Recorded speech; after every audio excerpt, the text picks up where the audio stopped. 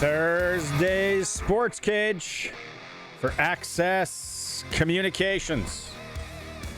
Like he said, trusted in rural Saskatchewan for internet, TV, and home security. Thanks for whether you're watching the stream or you're tuning in on the stream or the app or on the radio. There's so many different ways to listen to this program.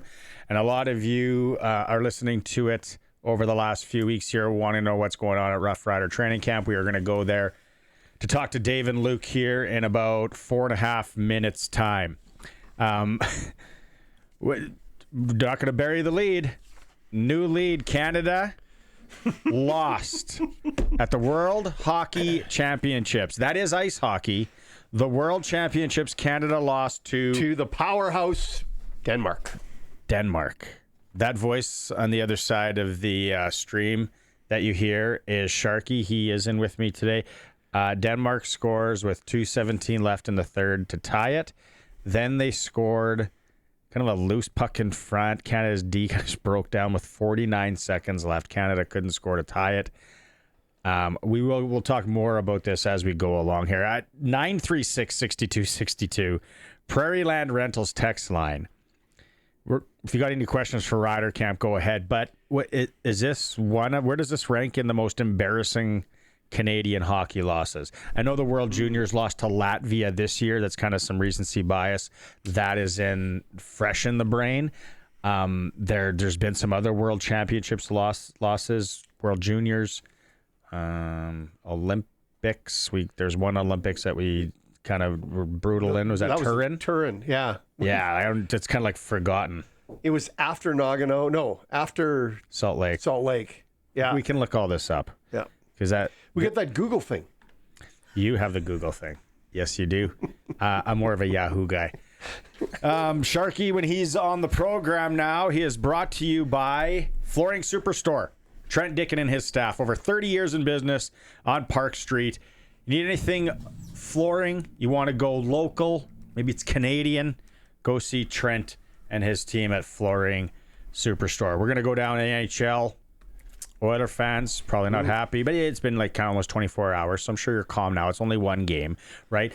In hour one here, the back half of hour one, we're going to do some Memorial Cup memories with, if you remember when the Swift Current Broncos won the Memorial Cup in 1989, you'll love this. Kimbi Daniels will join us. He was 16. He was so good.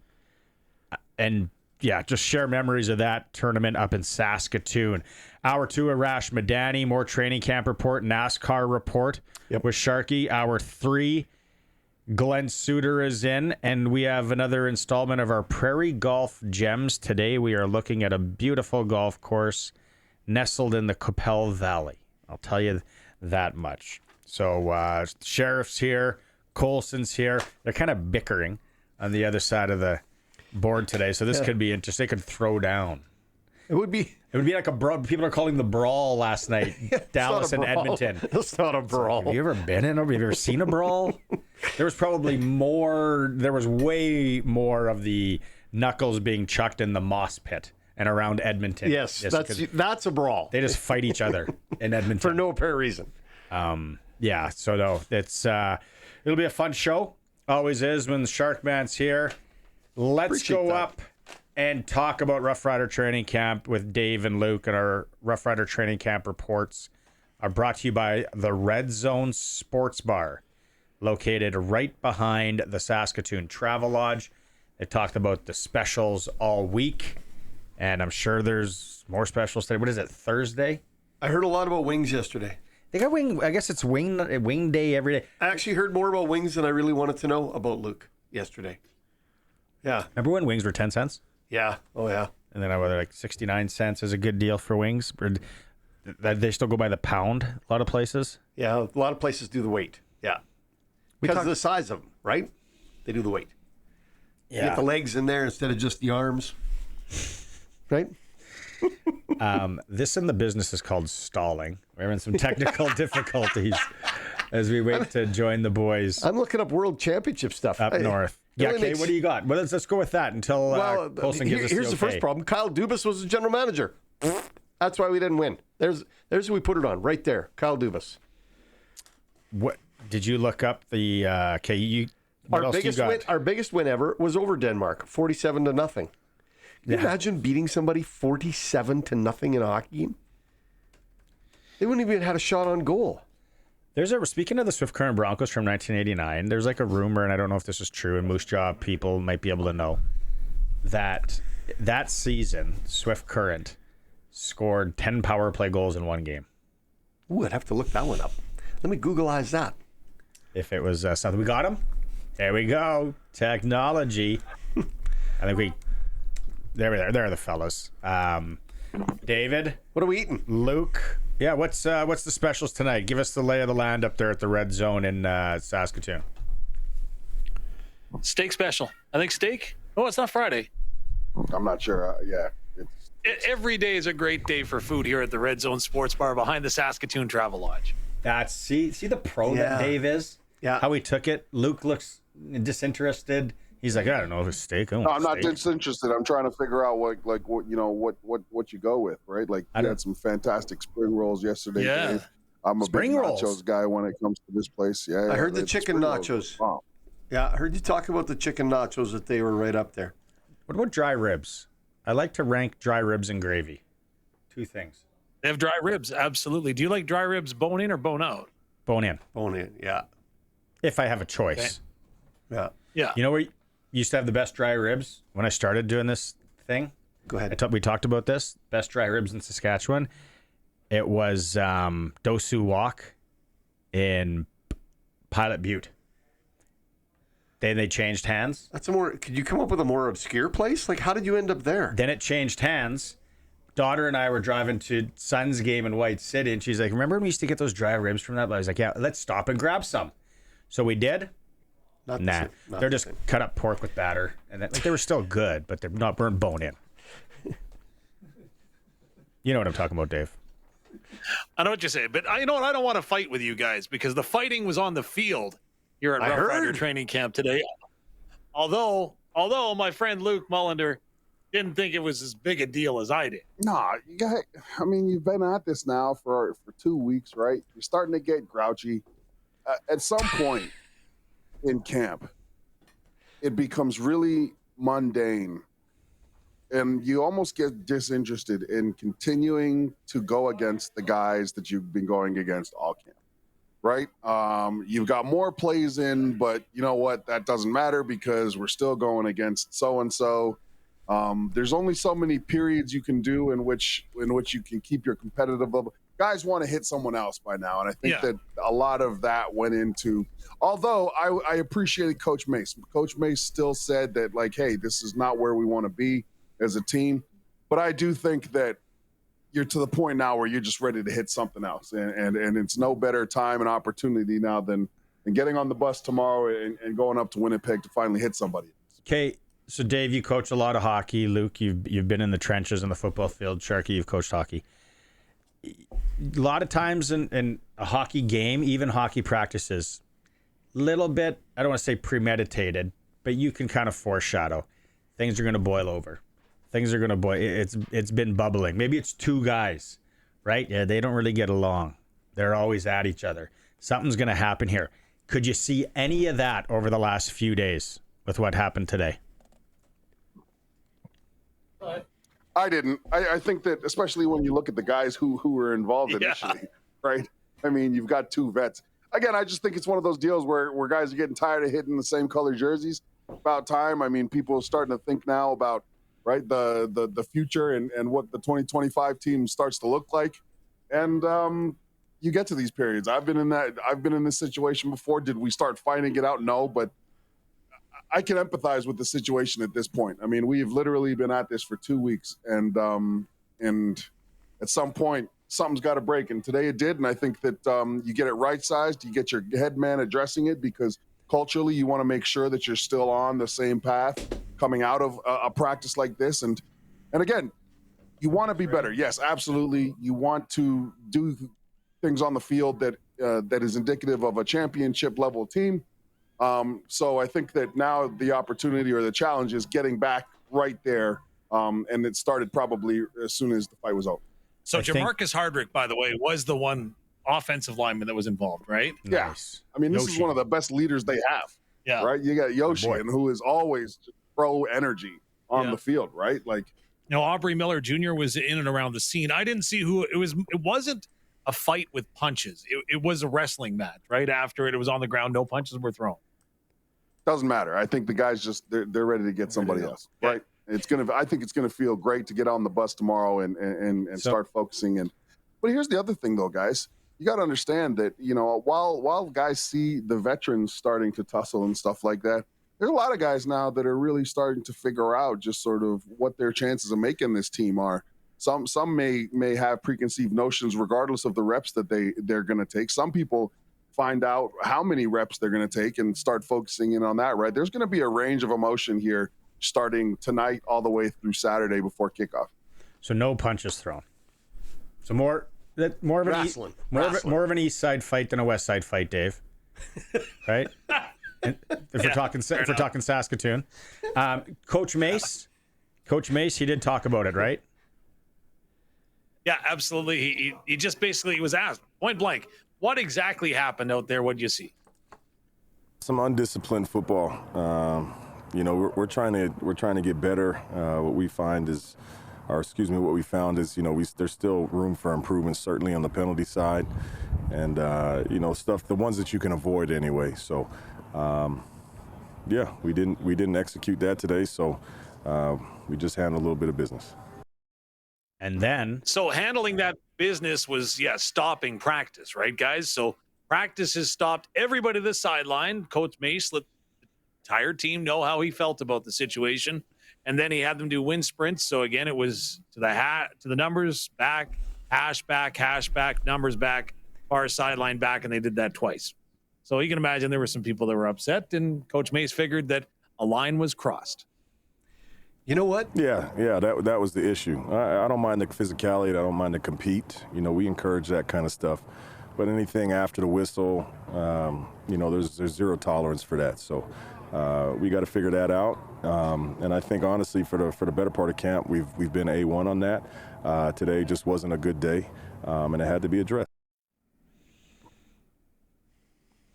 So it was addressed, and I don't want to do a call out, but I will do a shout out. And Luke, so what happened was, they're doing the sprints, right? Obviously, some guys that weigh over 300 pounds are going to have a tough time doing these wind sprints, right? And so what I thought was interesting, there was a couple of players that were struggling. And so guys like Kean Schaefer-Baker, Mitch Picton, Samuel Emelis went out and they ran with the guys that were, trailing behind a little bit. I thought that was the ultimate sign of leadership, because those guys were loud and vocal on the sidelines how they felt that the team had been let down by the players that were wrestling. Yeah, exactly. And I think that's why you got to immediately right-size it. And I think that's also a really good indicator of where this team is from year one under Coach Mace to year two, right? Year one, I think that happens. And actually, it happened in year one, right, where guys just were flat out mad that they had to run. And they were just sort of looking at it from a very individualized basis. I think now when you see guys, the receivers can run all day, by the way. So, but when you have guys encouraging each other after and immediately sort of banding together and having guys like 89 leading the pack there, I think that goes a long way. And I think that it's a really good sort of indicator of where this team is culturally, right? It's a team that is going to be together through thick and thin, no matter what. And depending on who's on that team moving forward after training camp, you're going to be in a good locker. Dave, the other clip that Mace we have here, it says that the leaders reinforce the message. And should we have expected anything less? During things like that, kind of their backs are against the wall kind of deal. And even the receivers finishing the runs with the big guys, you want that. But the one thing is we are one, we are family, and we do it together and we keep it together. So if we don't keep it together, we're doing it all together. So to hear those guys stepping up and pushing the standard and the expectations of what it is that we want to accomplish, you're pleased with that aspect of it. But ultimately, I'd rather just run more reps. Yeah. I think it's important from a coaching staff standpoint to make sure that if they say no, and it happens again, that there's a way to stop it and there's a way to fix it. And more importantly, that the team came together, like you guys were saying, the leadership group of the receivers running with the guys that maybe not as enjoying these wind sprints as the receivers would, going with them and running with them and making sure that they understand they're part of the team, even though there's been a mistake. Really appreciate what Coach Mace has done. He's really set the tone. Has he done anything else special or extra that you guys have seen over the last few days about making sure that this is a team game?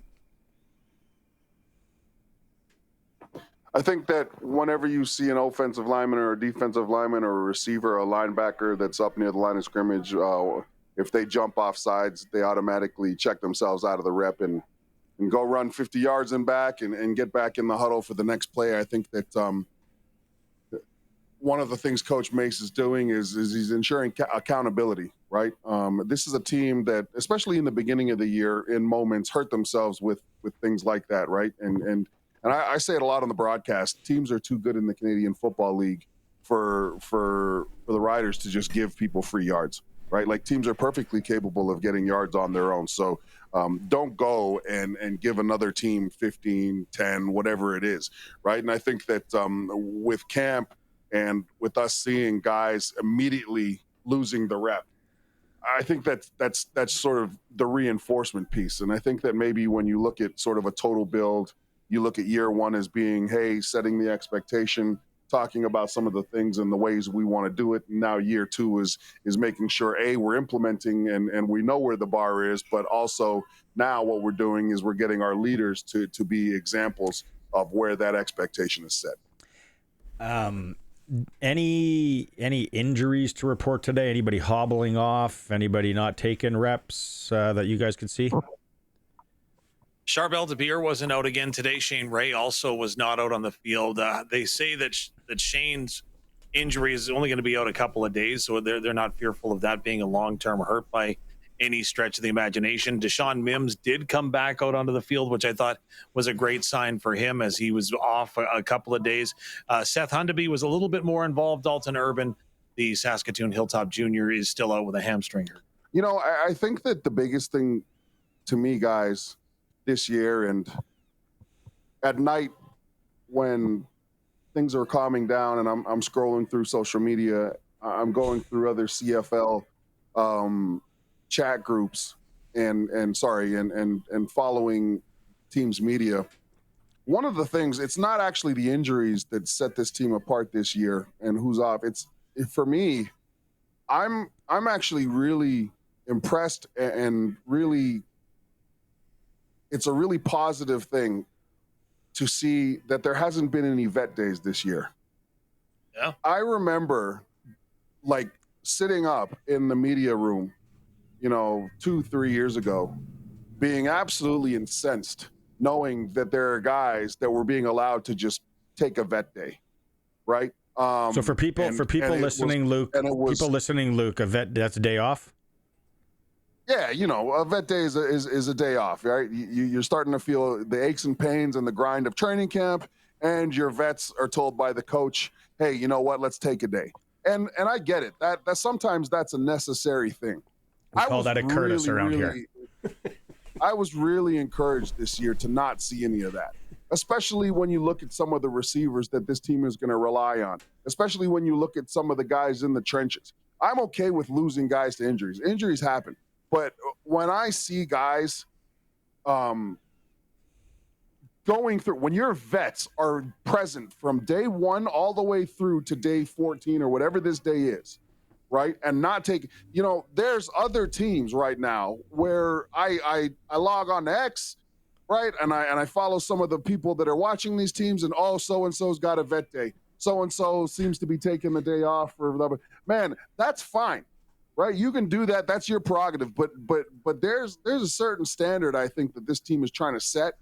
And all I know is that the best teams that I played on professionally were the ones that prioritized competition and toughness.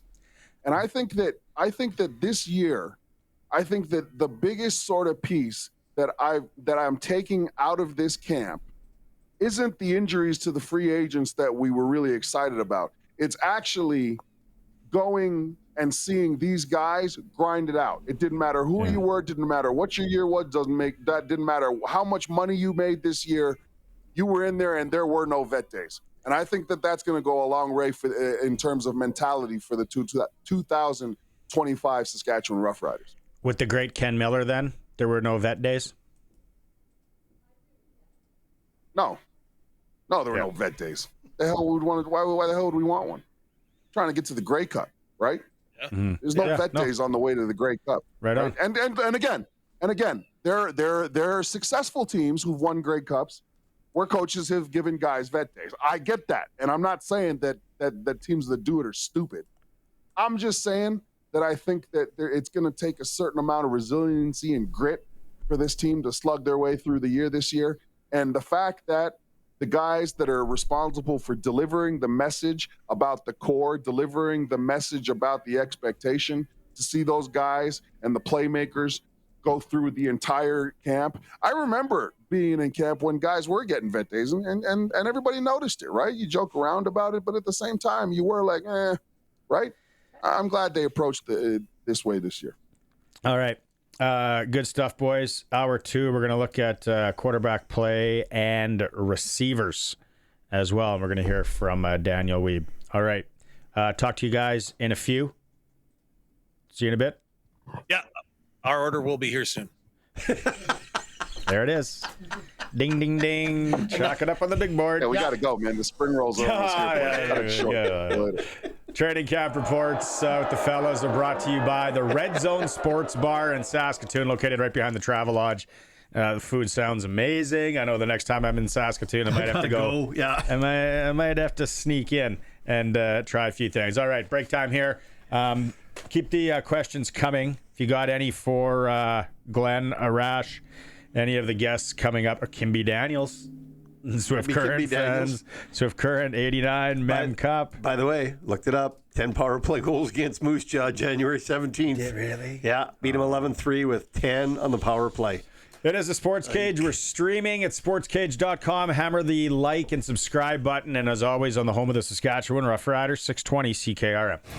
If you're just joining us and you're a fan of Canadian ice hockey, turn the TV off. We lost to Denmark, of all teams, at the World Championships. We had a good team. Jordan, the other thing too, Jordan Binnington had to make some really good saves in the third period. He did. Like who? I was trying to write down some of the names from the Denmark team. Glovgesser and Mogeiser and all, like there's a couple of Svens. Ehlers made the trek over. Yeah. Winnipeg Jet fans. He was able to find his way to Sweden for this. But they scored with 2:17 left in the third to tie it, and then they scored with 49 seconds left for the winner. Canada couldn't tie it up, so they move on. They had one player that they talked about when he played minor pro, the Denmark, a couple years ago. Who was it? He's 6'7". Okay. And when he was playing minor pro, he was 6'7", 258. Ooh, that's big. How do your rivets stay in your skates when you're that big? They don't. You got to get different wheels. Kind of ankle support you're running there? Getting taped up before every game? Yeah. Yeah. Canada loses to Denmark. They are out of the World Championship. We had like Crosby there, and McKinnon, O'Reilly, Shen. Binnington was good. Yeah. It was a big send-off for Fleury. Big send-off for... that's too bad. Yeah. But, hey, we ain't as good as we once was. Is it Heineken or Lowenbrau in Denmark? I think it's Heineken. Or Carlsberg? I don't know. That's what's going down tonight. We're waiting for Memorial Cup, Swift Current Bronco, great Kimbi Daniels. It's going to be our First Nation sports spotlight for Freeze Tallman Lumber, which I got to give our friends at Freeze Tallman Lumber. They're a plug here. You were there today as well. You were there earlier than me. I was there earlier than me. Their customer appreciation barbecue. Yep. They went through almost 400 burgers. They lost count of hot dogs. What a great job. Shout out, Cam's running the Fort Capel store now. If you're around Fort Capel and you're going into Freeze Tallman, say hi to Cam. That's a firm handshake. Yes. It's a big, firm handshake you're going to get from Cam. Does a great job. Also, shout out John, Derek, Mark, Jay, Jay was on his way to watch his kid at the track, though. Alicia, great job. Kim, Ray Lynn, who's kind of the Swiss Army knife. Yeah, she's the Marines around there in lots of ways. Does a lot, keeps everything in line. Andy, a shout out to Andy. Yeah. Maddie as well. And then Jeff from Cal Tire. He brought in the barbecue. They have a great trailer barbecue set up for Cal Tire, all deckled up. They bring it in, and Jeff was out there cooking all day, and not his strength. He's going to stink for a week. If he's got a dog, that dog will be just licking him up and down. Be the butcher's dog, that's for sure. Yeah. They might need to call our friends at Bronco Plumbing and Heating, though. They get some issue with the propane line, gas line there. But that thing is tricked out. Oh, it is. It's a pretty cool unit. If you're having a big staff barbecue and you want something special, call Jeff at Cal Tire. What are you supposed to say that? No. There's lots of people I know they're listening. Yeah. I don't think he wants to just be hauling that. Now he's going to get calls. Can you bring it to Ituna on Sunday? Sharky said you'd bring it out. I bet you if you buy enough tires. Those. Yeah. But yeah, Freeze Tallman Lumber. Pretty Great cool. job. They do that for all their customers and invite them on. And it's not like they do it like tell you the day before. They've been advertising that all month that they were having this barbecue for. A lot of businesses are doing it. It's kind of the season. It's barbecue season. It's a good time to do it. Yeah. You got to just play the weather though, because we've had so much rain. Oh. Yeah, but today would have been a nice day out there. And did I hear this correctly? Maybe the sheriff can fact check this. Is the city isn't spraying as much this year for mosquitoes, or they've really scaled it back? I've read they've scaled back due to the fact that a later start to the wet season, they're saying. Did you buy that? No, I don't. And if there's one thing I'd like the city to do is keep the number of mosquitoes down. I don't want to be called Winnipeg West. I don't know if we got it that much better than them, bro, when it comes to that. But with all this rain and how wet it is, and now when it gets hot, and they were starting to get bad before. They're going to pop like crazy right now. Yeah. It's going to be intense. The next week's going to be Bug City. All right. Freeze Tallman, lots of love. Let's go.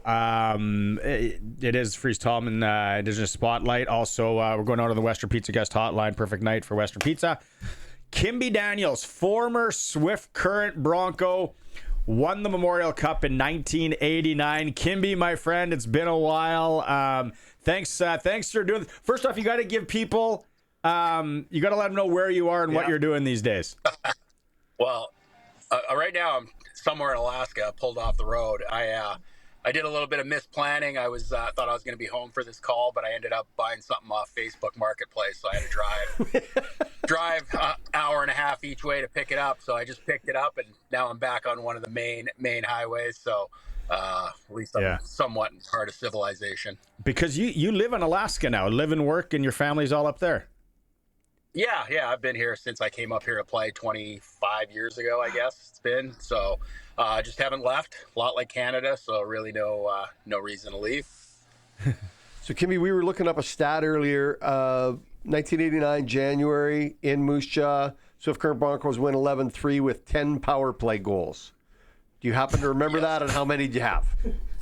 I didn't have any. At that time, I mean, the game was so lopsided in our power play. I mean, I think just got sick of putting them out there. So at that time, I was still not playing on the power play. And so I think we got kind of the last one or two opportunities. But the way that game unfolded, it was so Moose Jaw was so rough and dirty and just taking blatant penalties that it was one of the most ridiculous games I've been part of, that our coach just kept running out the power play, which, as you know, was, I think, 35 or 36% that year. So, we just intentionally probably ran up the score that night, no doubt about it. Nice. When you go back to that year, Kimbi, you're a youngster. You're rolling to Swift Current. What were the expectations early in the year? Because I think once you guys started trucking, if I remember reading it correctly, kind of after Christmas, you guys were like, hey, we're good here. We got something. There was a few additions. But what do you remember early in that year? And like I said, for yourself, you were a youngster in the league. Yeah, I didn't really know a lot going into that season, even though I followed the Western League Swift Current was relatively new, just 2 years in the league, so they hadn't really established that they were a powerhouse or anything. But, with all the returning older players we had, and, I guess we expected to be good, but I had no idea how good. And for me, it was a bit of a struggle because I really didn't play much until after Christmas, right before Christmas, when a couple of the players went to play in the World Juniors, and we had some injuries. So, but I know we started the season, I think we had won 13 or 14 straight. So really from day one, it was, we were kind of the top team in the league, in the country, and we just kept rolling from there. You guys do roll. We're going to get to the Memorial Cup stuff here, but you guys go 12-0 in the playoffs. Yeah. Yeah, that was, as fun and I don't want to say easy as the regular season was, the playoffs were easy. And it almost, when we got to the Memorial Cup, it was almost like we thought it was going to be that easy, and it wasn't. We didn't play our best hockey, but at no point in any series that we played in the Western Hockey League were we, I don't even know if we were down at any point in any series, but the games were just, for the most part, weren't very close, and we just rolled through it. And I think when we got to the Memorial Cup, we thought maybe it would be the same way, but we had a few hiccups, but managed to overcome them. When you go undefeated through the playoffs, 12 wins in a row, what is the mentality in the dressing room? Like, how easy did it feel as the club was going through that? Well, we had a pretty loose hockey team. Our older players, our leaders, guys like Sheldon Kennedy, the Kruger brothers, they were hilarious. Like, we were tied at 3 in the Memorial Cup final, and in that intermission, I remember Kennedy, he combed his hair. He had long hair. He combed it all straight and forward, and I think he threw somebody's tie on, and he's running around being a clown. And this is in the intermission going into overtime to win or lose a Memorial Cup. And that just would sum up our team. There was no panic point at all for us during the season, but we had a lot of characters and a fun team. And obviously you spent a lot of time in the dressing room, and you definitely had a fun dressing room. You started the tournament with a 6-4 win over Ty Domi and Mike Ricci and the Peterborough Petes. And then you slipped by Laval. Patrice Brisebois was on that team, 6-5. Then your first loss, which must have felt like first loss in months, was the last round robin game, 5-4 to Saskatoon. So then Peterborough Laval played the tiebreaker. You guys played Peterborough in, I guess, the semi, hammered them 6-2. But like you said, and if you go back and online, you listen to some of the guys, Tim Tisdale talk and Kennedy and all that. Like you talked, Kimbi, you guys didn't play that good in the Memorial Cup as a team. Was it just maybe Laval, Peterborough not knowing, or could you put your finger on why you guys didn't play great in that tourney? Not really. We were healthy, but the only thing I could maybe think of is maybe fatigue. We really only played 9 forwards and 4D, and then of course Kruger played all the games. So that would be the only thing I could think of. But, you're also playing 2 teams in Laval and Peterborough that we hadn't played all year and we didn't know a lot about. So maybe there was a bit of, an unknown factor there. But, we managed to score 6 goals in every game except for when we played Saskatoon. So, defensively, it was more we were just sloppy defensively and not as crisp offensively, even though we scored 6 goals in those games. But, when we got to playing Saskatoon, when we lost in that round robin, it was kind of shocking. But, we just knew we'd had to win one more game to get in the final to get another crack at them. So we just put that one behind us. Trevor Kruger, when you watched, and you can go watch the game because it was one of the first Memorial Cup finals televised. Yeah, still out there. Like Trevor Kruger in net, Kimbi. Let's be honest. There are street hockey goalies playing right now in Swift Current or Alaska that have more gear that look bigger than him in net. Like it's hard to believe what he did in that small stature with no equipment. And could he move the puck? Oh, he was great. I guess maybe when I say we played 4D, it would be 5 because he was pretty much a fifth defenseman. He handled the puck like nobody I had ever seen except for on TV with Hextall at that time, and he wasn't afraid to venture out of his net to get the puck. He would race out towards the blue line, the corners. He was everywhere. But he was really athletic, a really good goalie. And, we didn't always play the best defensively, and we got into a lot of run and gun games, but he was the kind of goalie that just had to make one more save than the other guy. And he did that a lot and gave us chances to win a lot of games.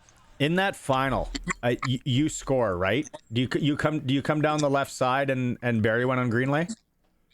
Yeah, that was just, I tell people if you watch it real closely, like it was icing, and they waved it off. I don't know why they waved it off. It looked like Kruger did touch it, but the linesman waved it off, and it took me a long time to enter the camera because I was kind of yelling and mother effing on the way back, and then all of a sudden I realized, they blew it down, so I had to get back in our zone to play and defend, and we just kind of stole the puck, and away we went and scored off a rush. And goals were hard to come by in that game. We had a lot of great chances, but Greenlay was pretty good.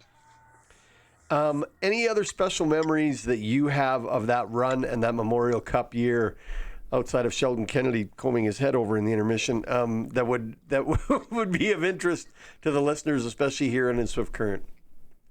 Well, you brought up the one game in Moose Jaw, which is unique. I mean, to be part of that game, even though I wasn't a big contributor on the power play at that time, was just great to watch. And then we had another game in Medicine Hat where we were down 7-1 after 2 periods, and our coach did not let us go into the dressing room for the second intermission. We sat out on the bench, and I don't know if you guys are familiar with how bad the hecklers were in Medicine Hat at that time. I'm talking not stuff you could say today at all. And we sat there as a team and took it, and we ended up coming back, tying the game. I think Trevor's brother Darren scored with under a minute left to tie it at 7, and then we went into overtime and won like a minute into overtime. And when we left the ice, you could imagine what our emotions were passing the fans that were still there that had to stick that out. So that was probably, along with the Moose Jaw game, the most memorable game that I had that year. What was the celebration like after the Memorial Cup? I just saw the picture because it was like, however many years ago last year, and it's like the old Memorial Cup pictures where someone wins a TV and it's on the ice with the team. What was the celebration and the party like? Because that small community of Swift Current, I remember they were all there. You made me cry. I was a Blades fan. What do you remember about the celebration? Well, it was pretty subdued. It was an afternoon game. So then, obviously we got on the bus and bussed back to Swift Current. And we were in Swift Current probably by, I would say, 7 or 8 o'clock. Wow. The sun hadn't set yet. So, but the bus ride back, I mean, it wasn't a lot of hooting and hollering.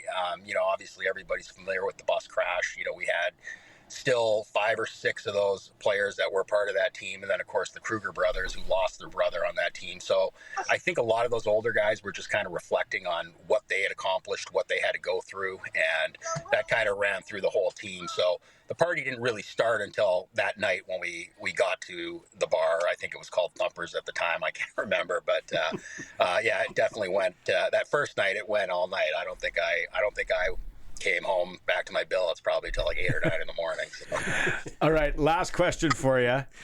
Do you have your ring? Do you know where your ring is? Do you have the ring? Because I know that was the thing when we talked in the Nooner a few years ago. Yeah, so and I forgot all about this. So I have a ring, and it's not the original. I forgot that I had lost the original ring until somebody had reached out to me on Facebook and told me a story that their father was a barber or worked in a hair salon at Pearson Airport and had found my ring there and had it for over 20 years. So I had ordered another ring after I must have lost that one.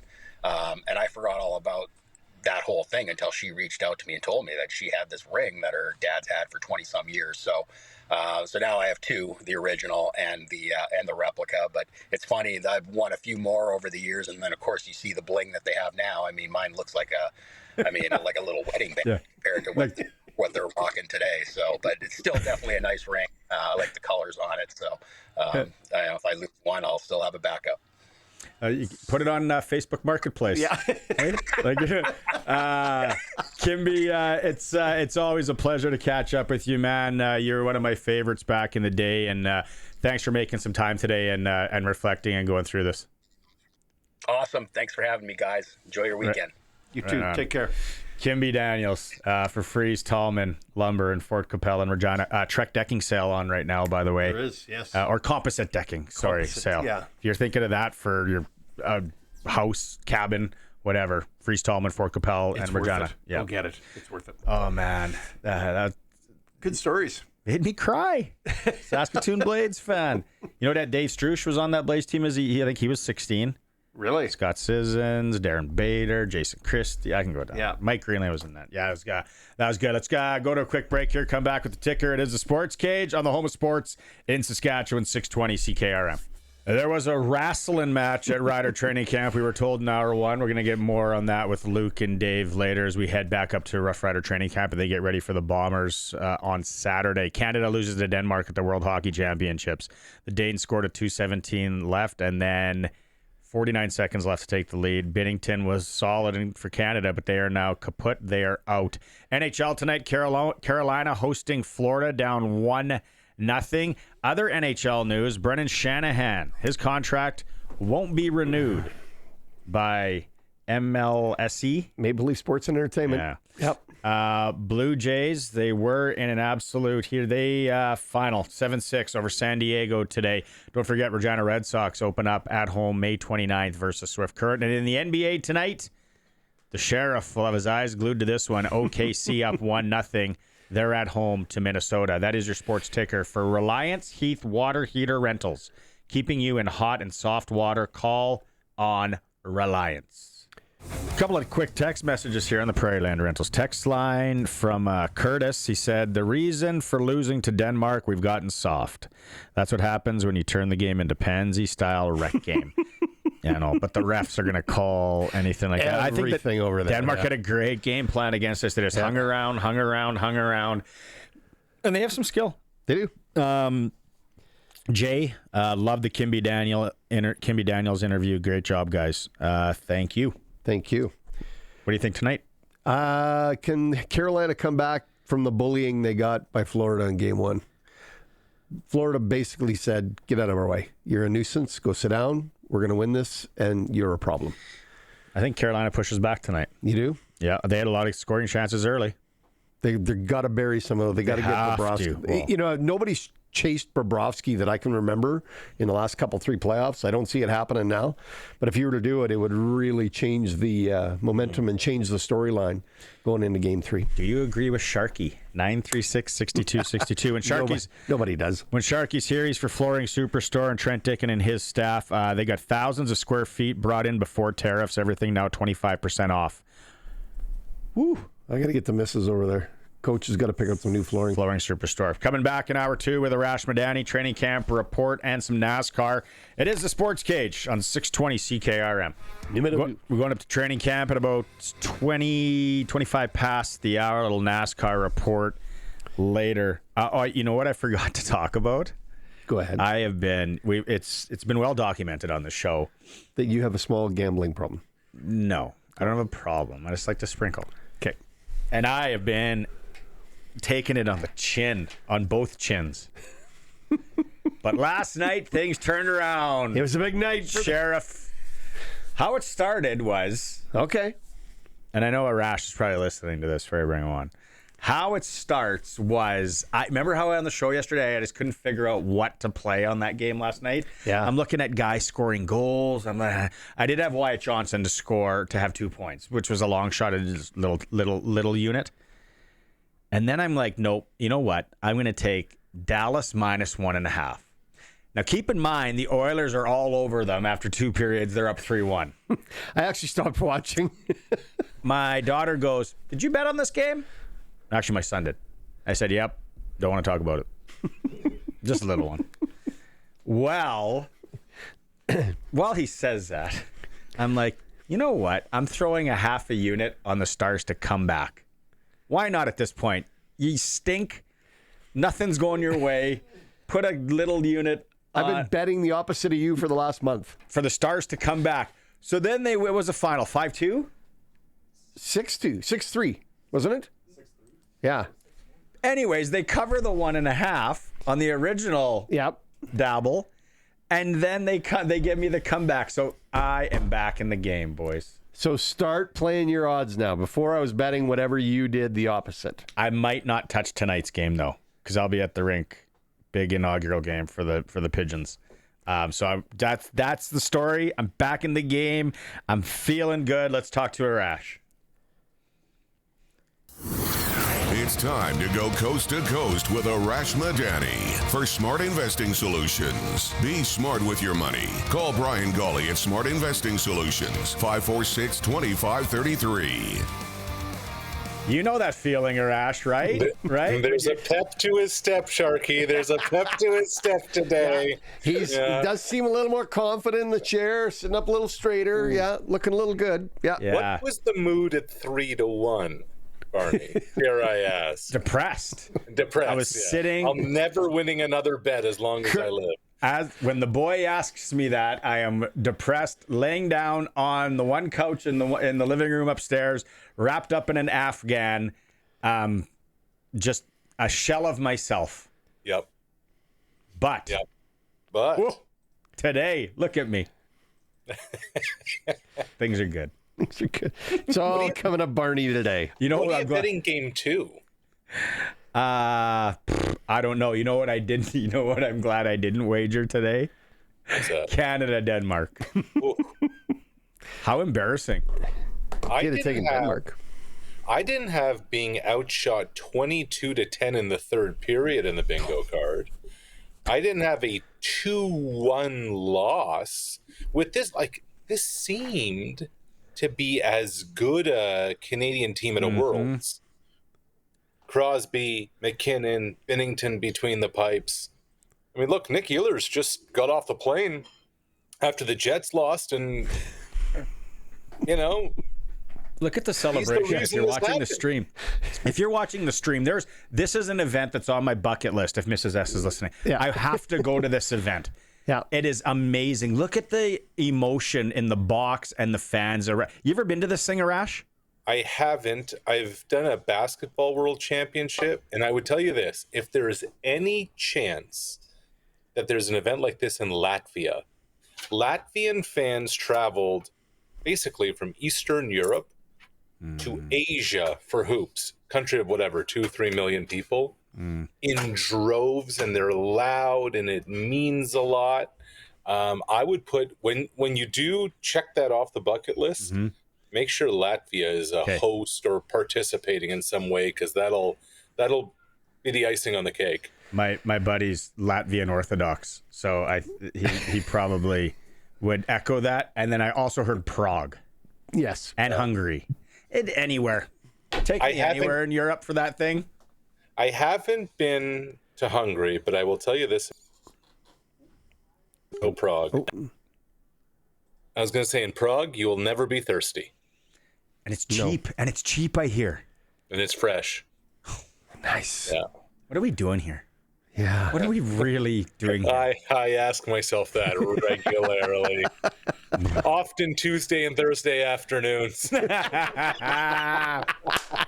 right. Canada loses. We can talk more about that. Let's get into basketball.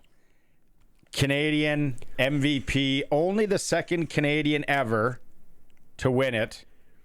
Steve Nash comes out and says Shea is his favorite player or something.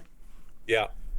Look, to me, this is not a Canadian basketball story. To me, this is a Canadian cultural story. It's an all-time athlete story. Shea Gilgeous-Alexander has now just vaulted himself into, and I'm not saying he's right there, comparing them, but in the pantheon, in the category, in the stratosphere of the Gretzky and the Crosby and the Sinclair and the Terry Fox and the Rick Hansen and the Bianca Andreescu and the Mike Weir, all-time accomplished Canadian athletes.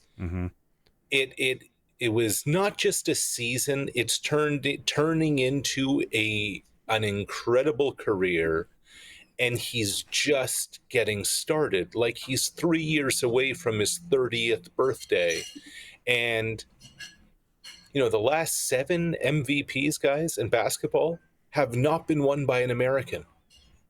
It is the ultimate global game And now a second Canadian, has won MVP. It's quite a story. You've met this fellow before and had conversations with him. Give us some insight into this guy. Tell us a little bit more about him.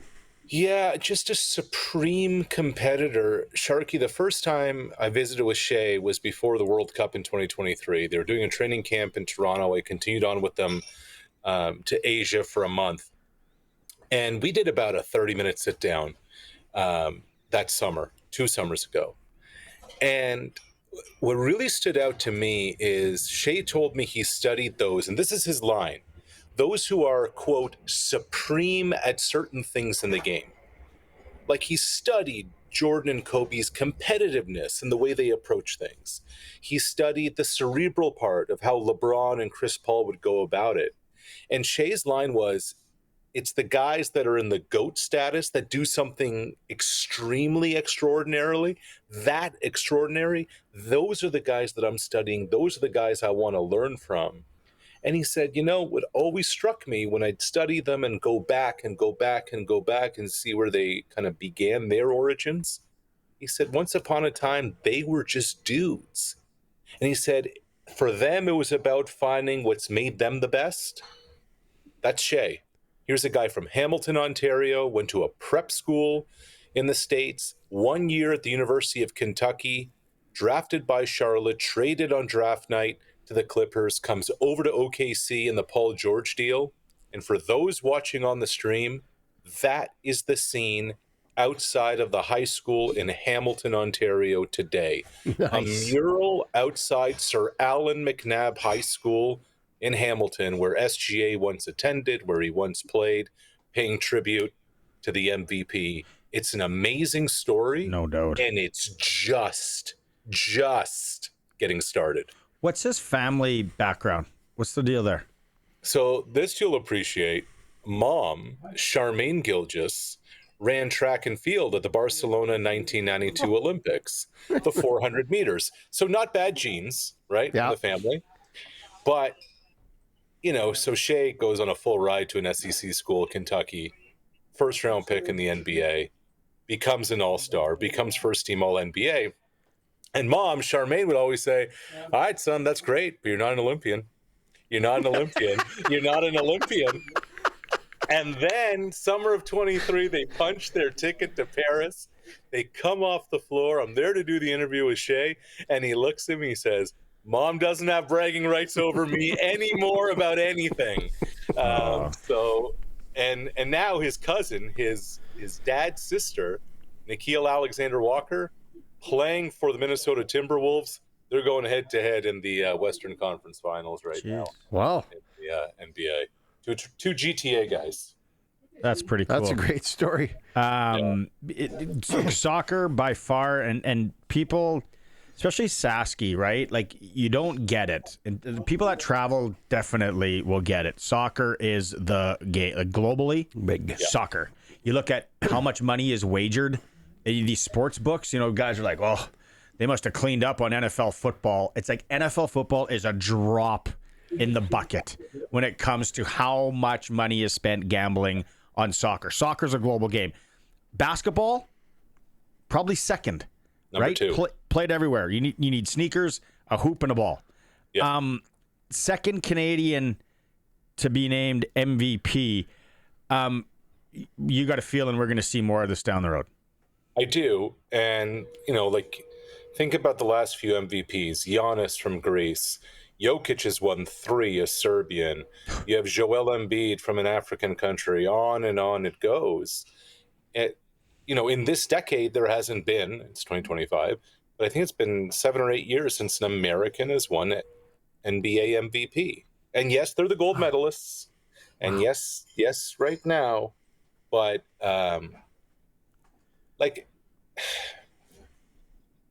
Shea could have won this last year. Jokic got it. There is no reason to believe, if he stays healthy, why Shea Gilgeous-Alexander won't win 3 of these.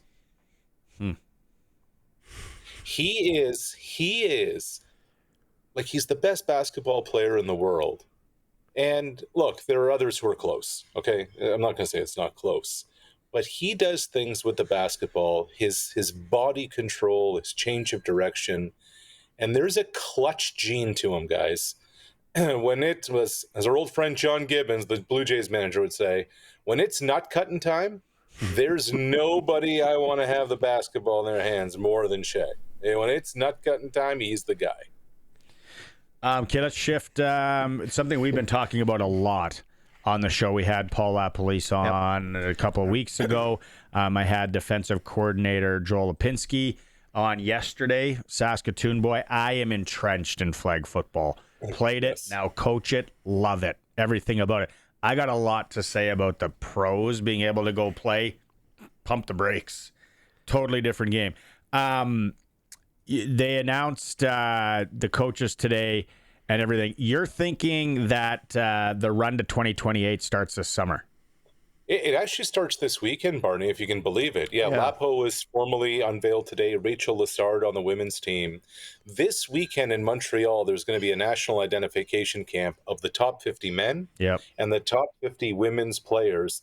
And they're selecting the national team rosters from this camp because this summer they're headed to LA.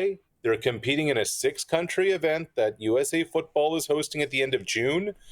The women are going to China. They're going to compete at the World Games in August. And then both teams are off to the IFAF Intercontinental Championships in Panama in September. Like, it's on. And if they end up top 5, they qualify for the Worlds next year. So there's a lot happening this summer that won't have NFL attention, but will definitely be kind of on the pathway to the Olympics in 28. The only thing, after talking especially Joel yesterday, is the best, I think, Canadian quarterback, flag football, is not even in Montreal. He's up in Saskatoon working for this U of S Huskies, Mason Nias, who quarterbacked him the last few years. He's not there. So does that mean he's out? The other Sasky guys that have played for Team Canada at the Worlds, because there was like 5 or 6 of them, not even in Montreal. So what I don't know about the women's team as much. What we're seeing on the men's side in Montreal and what they do this summer will not be the final roster. It won't be next year. Close. It won't be the next. Okay. There's going to be and anybody listening, if you disagree with me, 306-936-6262, but 3,500 kids every Friday night, Saturday, Sunday at the rugby field and the U of R. Biggest in the country. It's crazy. Flag football is something that it's Regina. But it is such a different game. Like if you've seen the highlights, right? Where the optioning back, the USA runs the option quarterbacks. Sure. These guys are so athletic. If you put Patrick Mahomes and, just because he's your boy, Kirk Cousins, with 2 NFL quarterbacks in the backfield, they would get destroyed, I'll say it, by the American quarterbacks last year at the Worlds. Yeah, of course he would. If Kirk Cousins went up against 8-year-olds, he'd get destroyed. I agree with that, but receivers and DBs, like your skilled positions, your athletic position. But this is what's important, yes, and who knows if Mason Nias is going to be part of this moving forward. The key here for Canada is that if they get a top 5 finish, that qualifies Team Canada into the 2026 World Championships next year. And that's effectively the first Olympic qualifier. So there are a lot of sports, and I just know how the basketball thing works. You know, this year, there were qualifications going on in hoops during the NBA season. A bunch of Canadians playing pro ball in Europe are the ones who are on that Team Canada roster. LA 2028, Shea's going to be there. RJ Barrett's going to be there. The main guys are going to be there. So it's just a matter of when. And this is a good evaluation opportunity for Lapo and the staff, right? And the thing that Joel brought up yesterday, which I didn't know, only 6 teams in the Los Angeles. So Canada might not be there. Only 6? Totally. 6 on each, baby. Only 6. It's going to be the first week of the Olympics because they got to get the NFL guys back to training camp. And I don't know how much, if Joel talked about this, there's only going to be 10 players on the roster. So you may have like a bit of a taxi squad that you may be able to bring along as well. But it is a short tournament. It's a quick tournament. There's not a lot of margin for error. There's not a lot of depth to your team. Mm-hmm. Each team can only have one player from each NFL team on it. You know, you can't have Mahomes and Kelsey, for instance, only one player. So there's a lot that's going to kind of go into all of this that I think a lot of us are going to learn on the fly as we approach 2028. Is there a possibility of the CFL being involved? I think the CFL wants to be involved. I know as a board member at Football Canada, I'm not speaking at a school, that Football Canada wants CFL players involved. I think the CFL players want to be involved. I think so too. Yep. Now it's just a matter of how do you make this work? How do you make it work with the PA? How do you make it work with the schedule? How do you make it work with everything going on? Look, personally, I'm not wearing no hat here, waving no flag other than a Canadian one as a fan. I think taking a 2-week break in the middle of a CFL season during the Olympics when they're in North America is probably better for business, to be quite honest with you. You're right. Yeah. Right? So there's nothing wrong with that. There's nothing wrong with maybe starting a week earlier, ending a week later, and over the 16, 17 days of the Summer Olympic Games in LA, your league is dark, and you have some of your players out there that can only do good for the business, promotion, etc., to say nothing of an opportunity of once in a lifetime. Because you said if the rosters are only 10, and that's pretty standard at big competitive tournaments, so that would kind of make sense. If the rosters are 10, Colson, get out the book. If I am still doing this at 2028, I will be absolutely shocked. But 4.5, I will hammer the under that there are less than 4.5 CFL players, if they're allowed, that play on Team Canada. Totally different game. You need different athletes. I don't think it's going to matter. Let them keep playing. If the 3 guys that are going to go for Team Canada, I think, let them go. Here's a question then. And Barney, I'm not disputing this. I don't know. That's fine. Of the 10 players on Team USA, how many are NFL?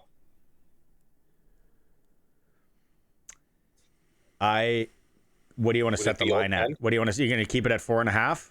No, it'd have to be higher. It would have to be 7.5, wouldn't it? If you go 6.5, 7.5. If you give me 6.5, I'll buy another farm this weekend just to put both farms down. That it's under 6.5. Yeah. Wow. That's some good talk. I've been in and you had one big night last night. I'm maybe crazy. I just have been around this sport for 12 years now. I watched the World Championships, played when I was younger in big tournaments. It is just such a different game. But the question becomes, when USA Football and IFAF and the IOC and the NFL, the power of the NFL, are they just going to say, look, we need 10 superstar NFL players out there and let's go? So I don't know. Maybe, but would that be the wrong play? Imagine if it goes bad. Imagine if the NFL gets all the spots and they don't win. You know, cry me a bucket of tears, Sharky, if the Americans don't win gold in football. You know what I mean? Yeah, well, if they do not practice starting this year, that core, like, go listen to the Joel Lipinski interview yesterday, how the defense is played, how the switching, how I asked him off camera, you're playing defense. He's like, we will play a guy's pattern and then break into defense from that. That is not how football's played. There are so many different things. If the Americans send 10 NFL players, they will get destroyed by Italy, by Mexico. Wouldn't that be something? Watch the Italian. The Italians are like 6'6". Like just music to my ears if Mexico beats the USA in football, in flag football at the Olympics on U.S. soil. Like this is now, Barney. Senor. Yeah. Okay, we're up. We got to get to training camp. We got to continue this. You and I can talk about this for the next 3 years. And you're gonna. Let's do it. You come on Eric Francis and I's podcast on traveling. We'll have a flag football segment. I will continue to get more information. Yeah. Okay. See you, boys. I'll text you when I'm betting this weekend, buddy. Yeah. Please do. I'll go the opposite. See ya. Okay. Coast to coast with Arash Madani is for Brian Golly. Smart investing solutions. You got to be smart with your money. Call Brian at Boutros. At 546-2533. I haven't seen him since the Melfort junior hockey game we saw. No, we had Melville. Yeah. What did I say? Melfort. Yeah. Boy, do I have something to add to your travel podcast? Brian Golly. From last week. Okay. Can we get to training camp? Yeah. We're going to get yelled at. It's a sports cage. Again. Thank you. Colson says thanks, everyone who's hit the like button and subscribe at sportscage.com on the YouTube channel if you're watching us on the stream. And as always, the Sheriff's got you buckled up on the radio, 620 CKRM. All right, my clutch performer. You diehard elbows up Canadians ain't going to like it. Nick Olsen from Denmark scores with 49 seconds left for the Danes as they beat Canada, eliminate Canada from the World Ice Hockey Championships.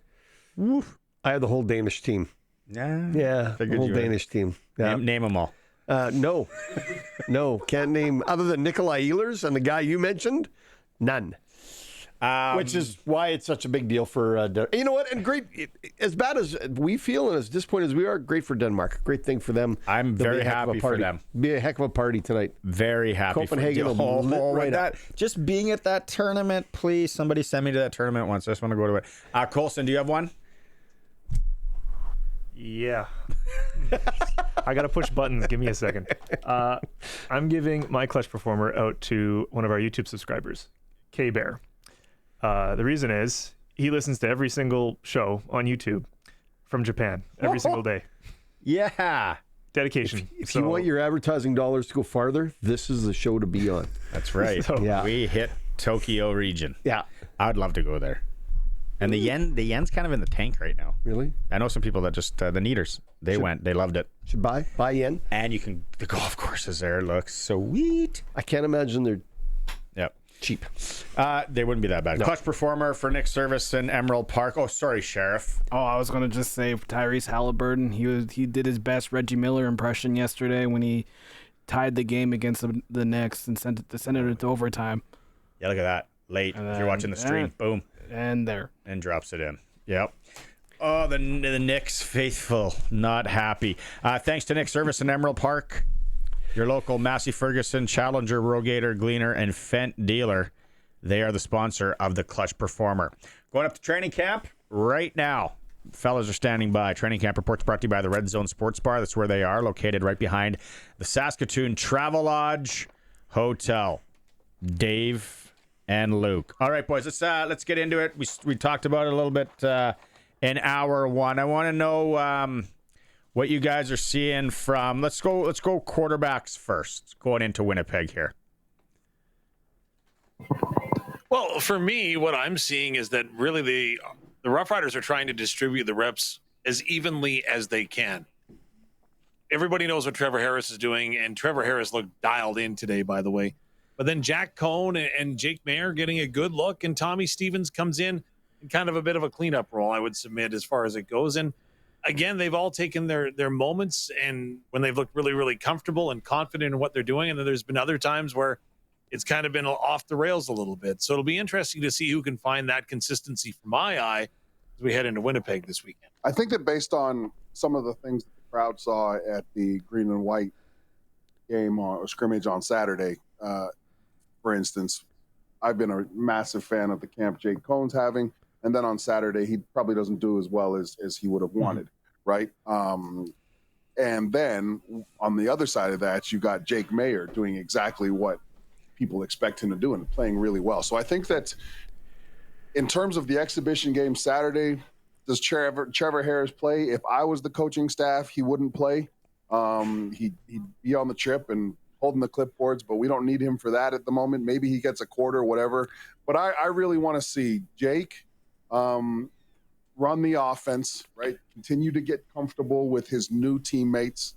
And then I want to see a little bit of a redemption opportunity for Jack Cohn. And if Tommy Stevens gets in there outside of the third down work, then Tommy Stevens needs to make a case for himself as an actual pocket quarterback, right? So those are the things that I'd be looking to see. I think that there's different storylines going into this, but I'm really looking for, and I'm hoping that Jack Cohn puts in the performance that we saw out of Jack Cohn last year in 2024, right? Because I really think that, I really think he's got a future somewhere. Might not be here, might be here, right? But right now, you also want to see Jake Mayer continue to build the rapport with his guys. Do you see the Riders coming out of camp with 4 quarterbacks, or are they going to put somebody are they going to keep all 4 here, put somebody on the practice roster? We know that Stevens is being talked about as a short yardage guy, but are they going to keep 4? They've done it in the past, right? And I'm not saying that they won't this year, but in the past, one of the reasons why I felt like they kept 4 was because none of the quarterbacks gave him an opportunity to take them off the roster at training camp. Like each one of them, when they got their opportunity, absolutely balled out. And I'm not sure that that's the case this year, right? I'm not sure that you have 4 quarterbacks that are just going shot for shot. It was really exciting to watch a couple of years ago when the Riders did carry 4 quarterbacks. Mason Fine, for instance, Jake Dolgallo, we had Harris, and we had a young Shea Patterson and a couple other younger guys. But I remember that. Like, you would have one team period where one quarterback would go and tear it up, and it would be like the next period, whether it was Skelly or something, it was like those other quarterbacks were like, nope, I'm not letting them get far, and they would go and put on an absolute clinic. I don't think it's been that type of atmosphere this year. I do think that, again, with the year 2 under Corey Mace, I think that you weren't in a setting where the quarterbacks were expected to go shot for shot for each other and figure out the depth chart that way. I wouldn't be surprised if they took 4 because of the third down component. But if I was this team, and again, I'm not, I'd probably take 3. Okay. I'd probably figure out the short yardage piece, and I'd take 3 quarterback. What happens if Cohen lights it up this week, plays good next week? Does he maybe say, hey, there's some places out there I can play? Or does he just stay buried for the most part in the 4-hole?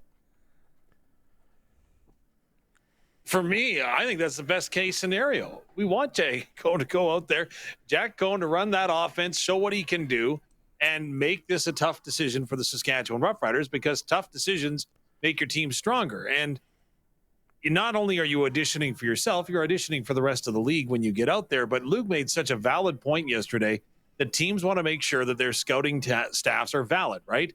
They want to hold them accountable. Okay, you guys are bringing in the talent, so maybe, again, you want them to play as well as they can. And if they make it a tough decision for you, I think that's best case scenario.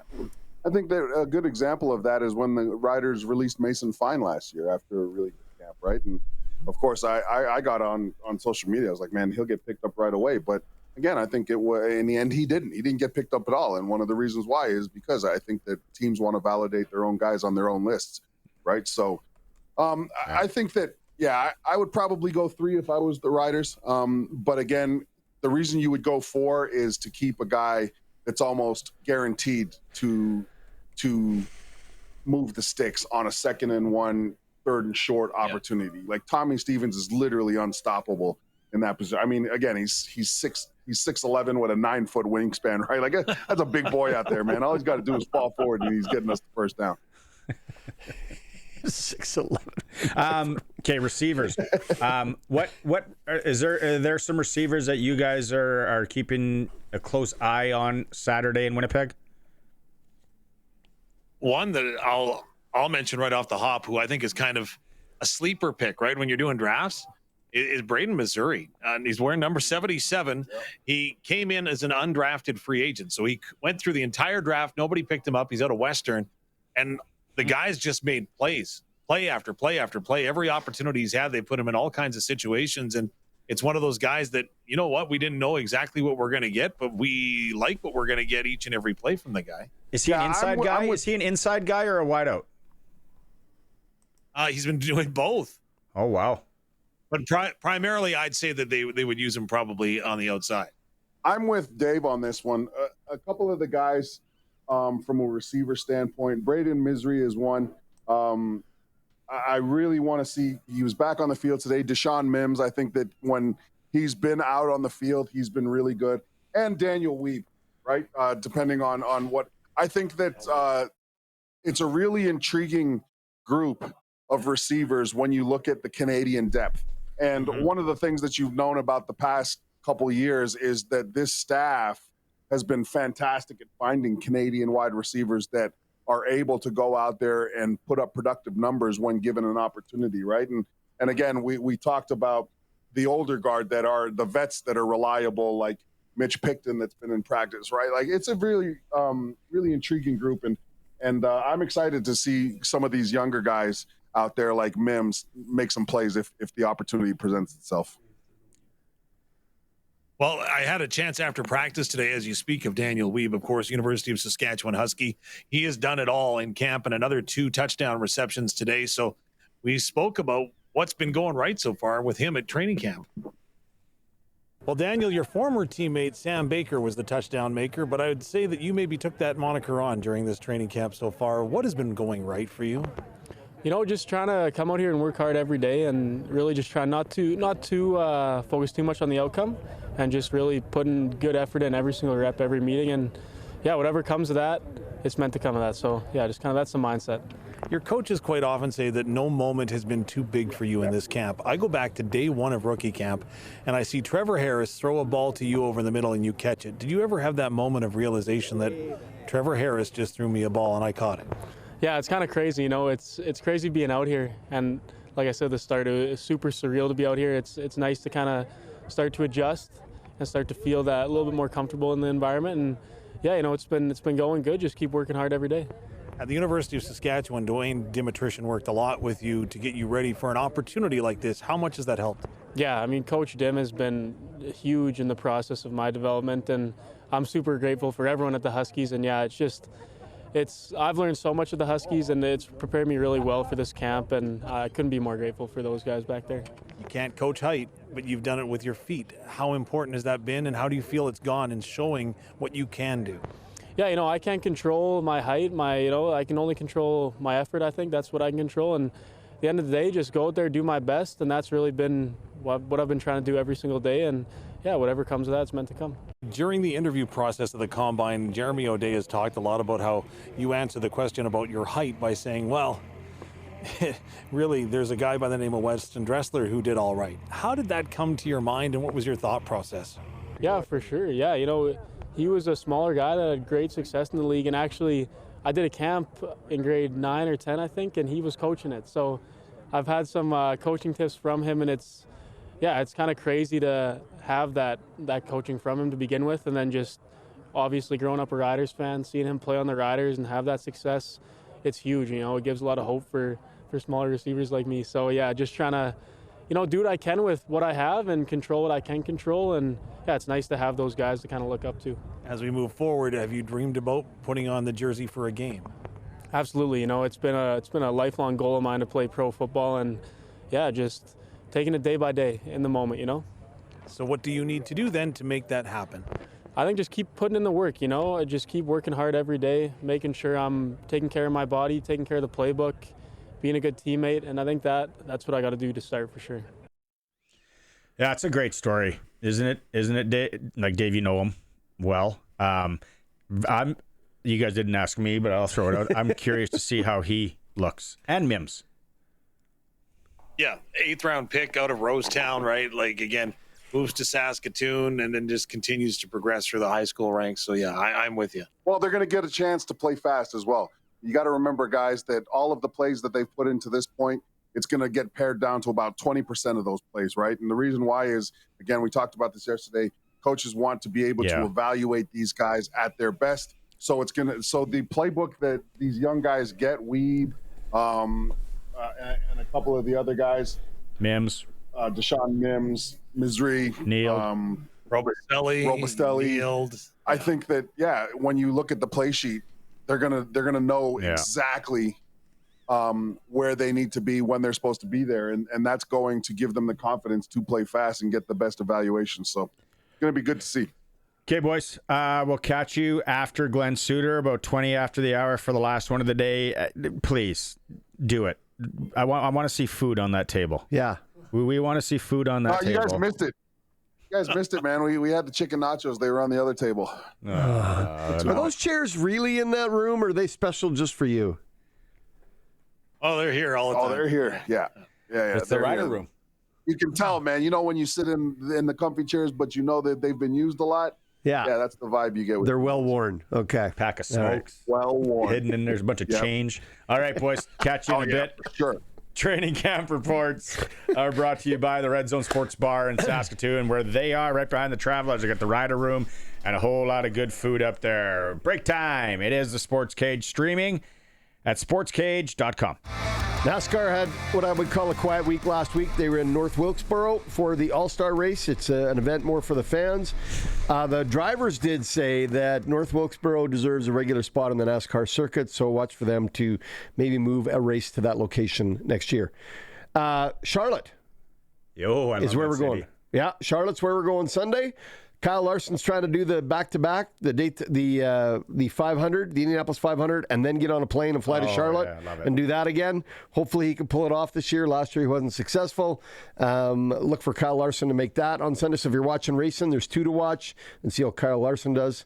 And Prime Video has put out a move to try to get NASCAR over to them.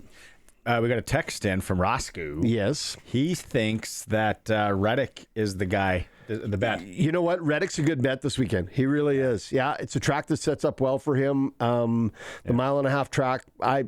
Roscoe's not wrong. It'd be a good play. Pokey's boy. Pokey's boy is in the mix. That is the NASCAR report for Croft Electric.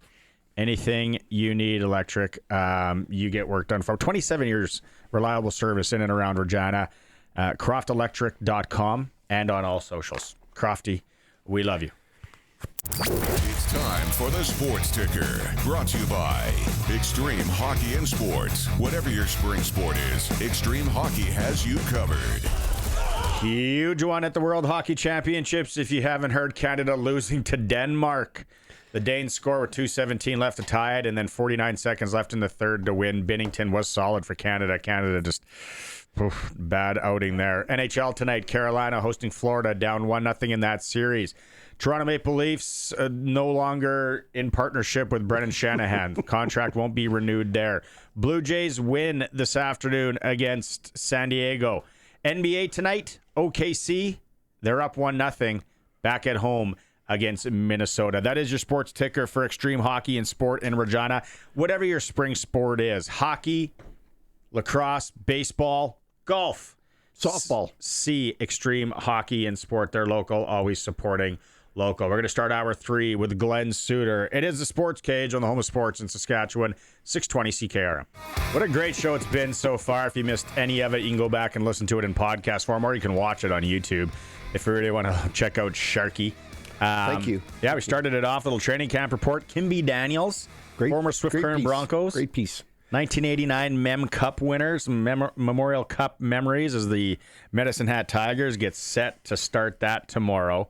Arash Madani. Yeah, you can go back and listen to it as always. All right.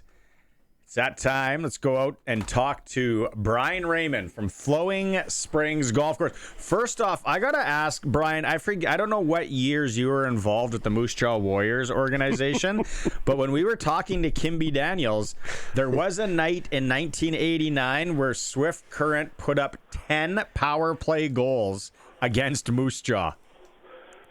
Well, fortunately or unfortunately, I had already been turfed by then, so I wasn't a part of that fiasco. Yeah, it's a great interview. He goes in to say, like, hey, we weren't even playing our power play anymore, and we were still scoring. It was just one of those things. We're getting a little bit of a break here in the weather, Brian. Downtown Regina, I'm seeing sunshine. I'm sure the course is busy, and it's going to get busy here on the weekend.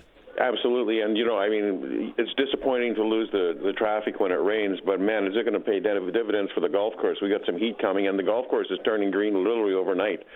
So we're kind of excited about that, and yes, we're taking bookings for the weekend. It's starting to pick up. It's a gorgeous night. You mentioned tonight. It's gorgeous out right now. There's no wind, and I guess about 10 or 12 degrees, which isn't that uncomfortable. So anybody who's looking at coming out later on tonight, it's our late twilight starts at 6. It's only $22. That's what I wanted to ask you. What are the specials, Brian? What's $22 at 6 o'clock? $22 after 6 o'clock, which is exactly what we charged last year. After 3 o'clock, it's $38, same as last year.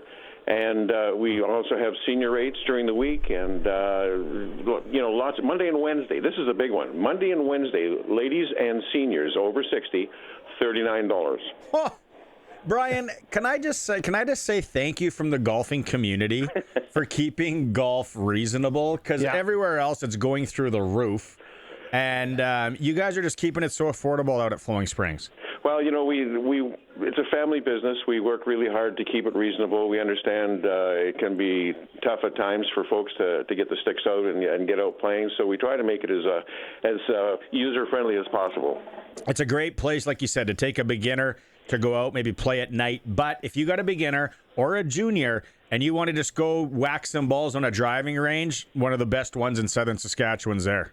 Absolutely, that's a good point. It's early in the season. A lot of folks haven't even been out yet. So if you want to get in shape and maybe swing the sticks a few times before you actually use them in anger on the golf course, maybe you want to try the driving range. It's a huge driving range, no mats, all grass, and we have target greens and lots of room. So come on out and use it. And you don't have to make an appointment to use our driving range, by the way. You just have to come to the clubhouse. We'll get you some balls, and away you go.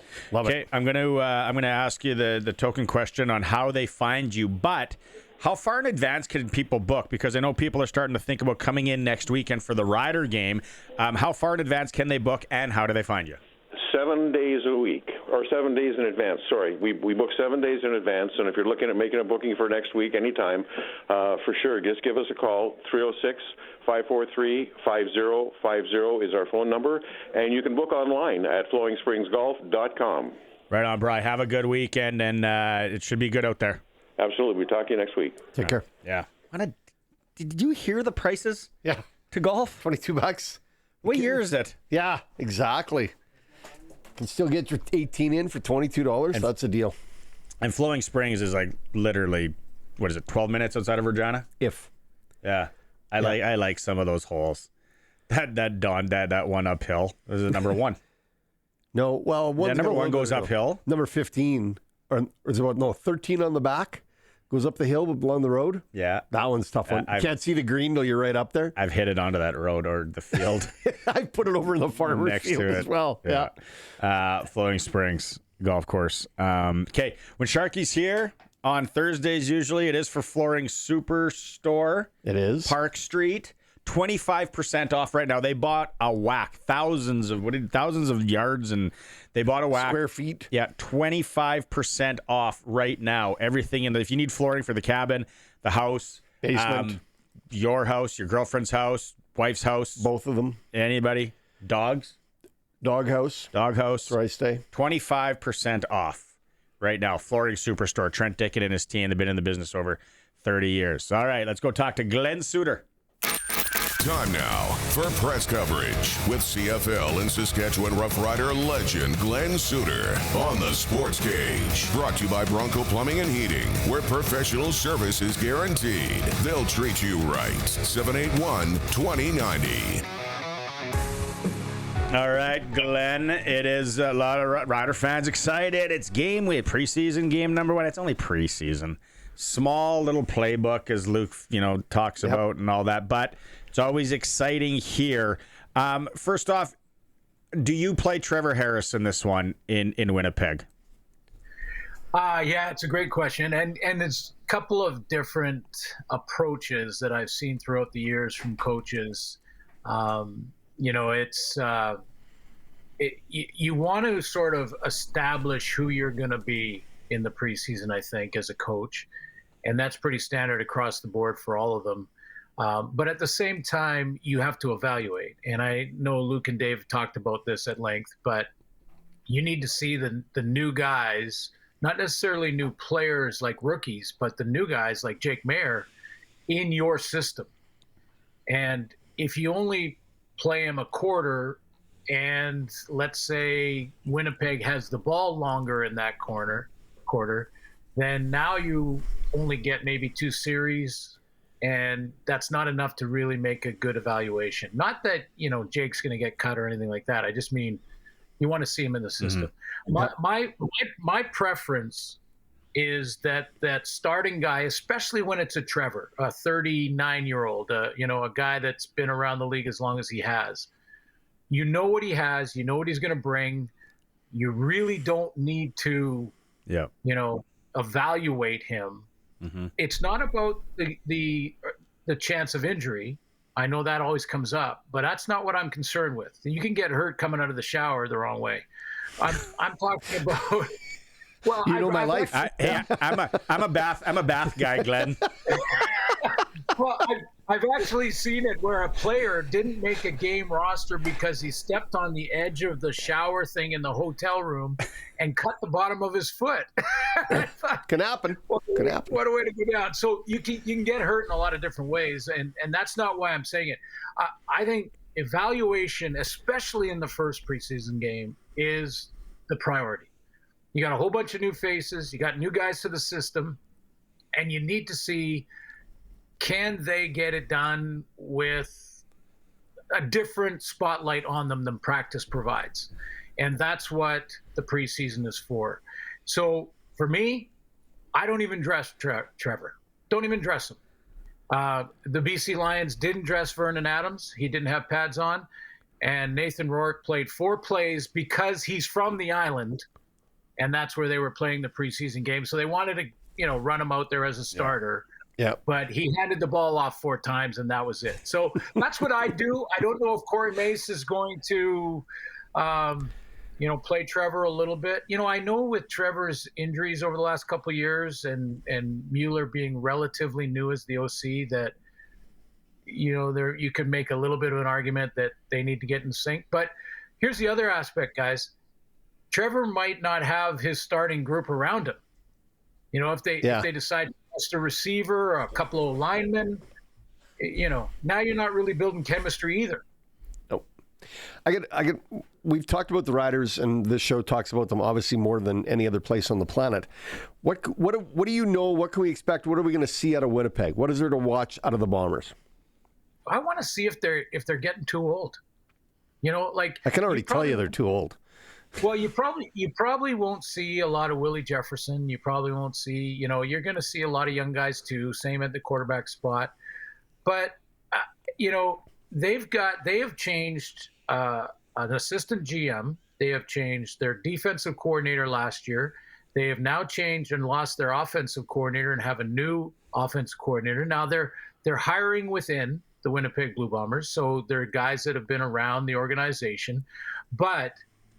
Buck Pierce is no longer their OC. What is that team going to look like with a completely different look, a completely different philosophy, possibly? How much will it be similar to the last couple of years? Does Zach, if he does play, probably won't, I would guess second game, but if he does play, how does Zach look? I mean, he's not getting any younger either. No. And he doesn't have a great cell phone plan, apparently, either. Okay, that's a story you're gonna have to fill me in on. Well, no, they were trying. Remember, they were trying to call him on the suspension and voicemail and text messages for the drug testing. Sorry, yeah, I might have. That would right over. We haven't talked about that. That that is the rules, and this is. This is not. There's no bad guy here. Okay, the league is bad for suspending him or whatever. No. This is a deal that they have agreed upon, the Players Association and the league office, that if you don't answer your cell phone for whatever reason, it's like not taking the test at all or avoiding the test. And that is not, Zach's not a bad guy and he's not a drug guy or anything like that. So it's we don't want to make anything more out of it than it is, except for that. Did he get tested? Do we know? How can we say that? He's married. You pick up your phone. You learn that if you're married. Yeah. Better answer that. Answer that. Yeah. Okay. Marco on the Prairieland Rentals text line wants to know, what are you looking for specifically when it comes to the Riders? A guy that can make that big play down the field. I want to see some explosive offensive plays, some shots down the field, not to get too conservative. Want to see how their O-line plays early, especially the starting group, who they put out there first. I know they've already got some nicks, which is that's the one that is so hard. But when I look at what Corey Mace has done this offseason, he made it a priority to build depth into the O-line and into the D-line, and it's already going to help him. I think it's a good question. First of all, you look for a name guy to jump off the map that you weren't expecting or that you didn't know a lot about. And I heard you guys talk with Luke about a couple of names, U of S kid that's looking pretty good in practice. If he can do the same thing in a game and make a couple big plays, bodes well for more depth in the Canadian content. So I look for that, some guy to jump off the page when it comes to new face. And let's see kind of their style. Are they going to go out and just attack? Are they going to go out and play real conservative and get the run game going? That's what BC did. BC played, they looked like they were going to run off first down with an extra lineman off almost every series. So I wonder if that'll be their personality.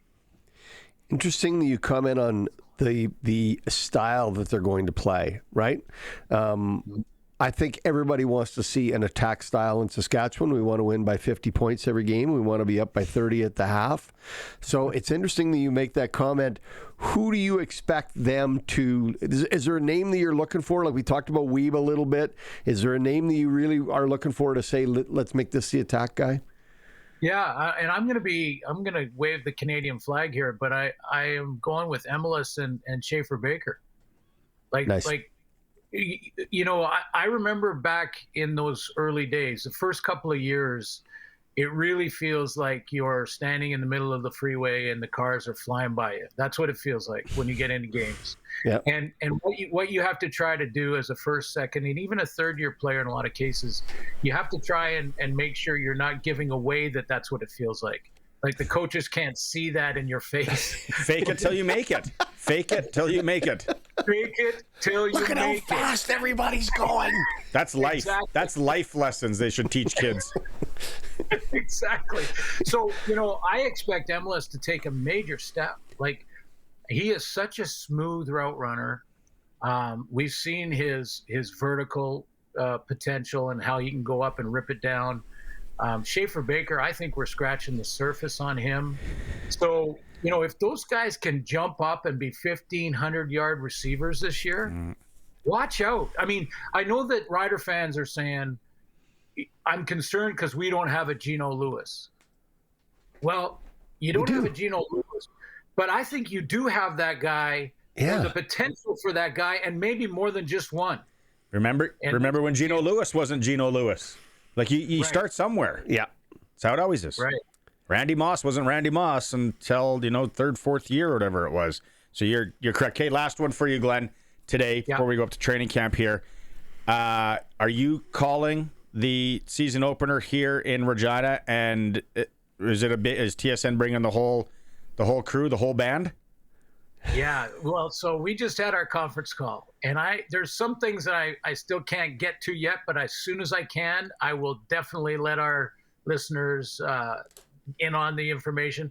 But we are going to travel the panel a bunch. I can't name the exact dates except for the opener in Saskatchewan. Nice. The entire panel will be there. It's going to be the big show under the lights. It's going to be a great way to kick off the season. So, the panel's there. And I know you were wondering about some rumors, Barney, about the CTV and how many games. There is going to be games on CTV. Yeah. I contacted my producer, and he got back to me immediately saying, yes, there will be games on CTV, including the Grey Cup. Yeah. Nice. Oh, there we go. Good for them. Yeah. All right. Well, it's exciting. Riders preseason game. We'll recap it next week, Glenn. Always a pleasure. Have a good weekend, buddy. Okay, you too. Hey, Sharky and Barney, sounds like it should be a detective show of some kind. I'm just saying. It's a mystery. I don't know about detective, but it is a mystery. Yeah. There has been crimes. But sounds like a pawn shop. See ya, Glenn. Press coverage with Glen Suitor is for Bronco Plumbing and Heating, where professional service is guaranteed at Bronco Plumbing and Heating. They'll treat you right. 781-2090. The Bronco Plumbing team should have been. They need to help Jeff and Cal Tire his barbecue. Get a little barbecue issue, like the little propane line, little gas line issue. Gas line. That's what a lot of people need right now. Call Bronco Plumbing and Heating. No, he's filling up those tanks. No, hook it up direct. It's the way to go. Thanks to everyone on the Prairie Land Rentals text line. Got to a few of the questions there for Glenn. Prairie Land Rentals, right now, spring season, getting into summer season, whatever the job is that you have. If it's the big one where you need the skid steer, they can deliver it. They can pick it up. Maybe it's something small, power tools, gardening tools. Roofing nailer. What? Roofing nailer. Had to rent a roofing nailer one time. There's no way I am... Personally, you putting shingles on your own roof? No, I used it for something else. Oh, yeah. Okay. Killed the neighbor's cat. Anyway, it doesn't matter. All right. PETA is calling on seat on the No, I was using it for hardy board. Hardy board. There it is. For hardy board on the shed. Prairie Land Rentals has everything you need to deal with the owner. 600 Albert Street. Whatever you got to rent. Yeah, even tents and fencing for parties, or to keep people in the things. Jeez. Or to keep me out. It is a Sports Cage. We're going back up to training camp momentarily. We're streaming at sportscage.com and on the home of the Riders, 620 CKRM. Just generic Access Communications on Thursday. Shout out to Access. They're trusted in rural Saskatchewan for internet, TV, and home security. And in my kitchen. Yes, that's right. And Sharky is brought to you by Flooring Superstore. 25% off right now. If you need flooring for anything they bought before the tariffs, Flooring Superstore, over 30 years of experience on Park Street in Regina. They deal in all of southern Saskatchewan. Okay, we got to go back up to training camp. The boys are probably, let's see if they got something. Are they eating? Training camp reports brought to you by the Red Zone Sports Bar, right behind the Travelodge. No food. Bubkiss. What's the over-under on Dave's weight coming back? What's that? The chicken nachos are like filling. Oh, yeah. We had those an hour ago, and I'm still full. So that's why you don't see a ton of things. You don't want to see. Here's the other thing, boys. You don't want to take advantage of the situation either. You know what I mean? Like, because you could very well just sort of eat like 6 burgers, pound 3 plates of fries and poutine and stuff, right? Like, you don't want to go crazy. It's a marathon, not a sprint. We got a long year, Yeah. Well, and while you were doing that, I was also a little preoccupied looking for the online website of this new pawn shop that I just heard about. I thought that was pretty cool. Well, what are you hawking? Yeah, what do you need? What can we give you a price on? We get stuff. Yeah. What do you need? We can make a deal. Okay, so people that didn't catch hour 1, let's just recap. David, Corey Mace stops training camp, stops practice today. Yeah, he did. There was I wouldn't say it was a fight. It was a wrestling match. Jamarcus Hardrick was kind of in the middle. There were a couple of defenders that were wrestling on the turf when all was said and done. Stops it, makes the entire team run, win sprints. You can see that coach is disappointed, frustrated, and upset. He let the team know all about that, and then they went and got back down to drills. Now, I guess, Luke, the question I have is this late in camp for this to happen, or is this it is, just boys being boys? Well, no, and I said this at the beginning of the show. I think that at this point, guys are just tired of hitting guys in the same colored jersey. It doesn't matter how exciting the newest place installation is. You're still going to come out and you're going to run it against the guys that you've been running against for 14 straight days. We got to keep in mind, too, guys, that there's another full week of camp coming up after this exhibition game on Saturday, right? So I think that it's just we're to the point now where guys are chomping at the bit to do anything other than hit the guy in front of them. So emotions and energy is probably a little bit higher. I think that one of the reasons why Mace stopped practice too is because it wasn't actually it wasn't to the point where he wanted it at any point. It wasn't just sort of that incident. I think that he also wasn't pleased with sort of the practice play or the execution in practice before the scuffle happened. So again, the positive side is he put a stop to it, reset the expectations. You saw some vets sort of, getting the guys refocused in on at least trying to finish in somewhat of a good manner. And I think there's going to be a ton of sort of anxiety about the upcoming exhibition game, but at the same time too, for the competitors, they're probably just really excited to hit something other than their own guys. We haven't seen a roster or a list of players who's going to dress for this game in Winnipeg yet, have we? Have I missed that? No, it'll come out tomorrow for sure is when we're anticipating it. And again, you can kind of see some guys that probably are going to factor in on that roster. And the question that was kind of asked today was, is this a do or die weekend for anyone? And I would say that there's probably some guys that are sitting on the bubble that may have that bubble burst this weekend. It's always a do or die situation, unfortunately, right? Even if you're a core guy, you're always at the mercy of someone else outperforming you. We talked about it yesterday. There's always somebody that's younger and cheaper than you are behind you. So you got to go out there and you got to execute. There'll be some guys who don't get the opportunity to play because they're a big piece of the larger picture. Like, for instance, Trevor Harris, doubt we see him at all. And if we do, it might be for just a series or two. But for the rest of these guys, it's time to go out there and compete and lock down that spot that you think is yours. Maureen on the Prairie Land Rental text line. Should I be worried about the Riders' offensive line? I think that the one piece that you know about the offensive line, and more importantly, the staff, is that this was a staff that went through an exceptional circumstance last year. I always talked about it last year. Offensive lines are built to survive one or two catastrophic injuries. One for sure, maybe two. Last year, they had about 5 of those catastrophic injury situations put in front of them. And this was still a coaching staff that managed to assemble a group of guys that were unfamiliar and put on a decent performance come game day. So I actually am not concerned about the offensive line. It sucks because I was really excited about the 2 free agent acquisitions that we got that are the guys that are hurt, right? I mean, you're looking at 2 potential all-stars there. That sucks. But I have faith in this team that you can put together a group. And fortunately, right, Sharky, the best part about this is that you're being put in this on the front end of the season. You're not being put in it in the back end of the season where a long-term injury causes you to throw together a new line and force communication amongst guys who are unfamiliar with themselves in the most important time of the year.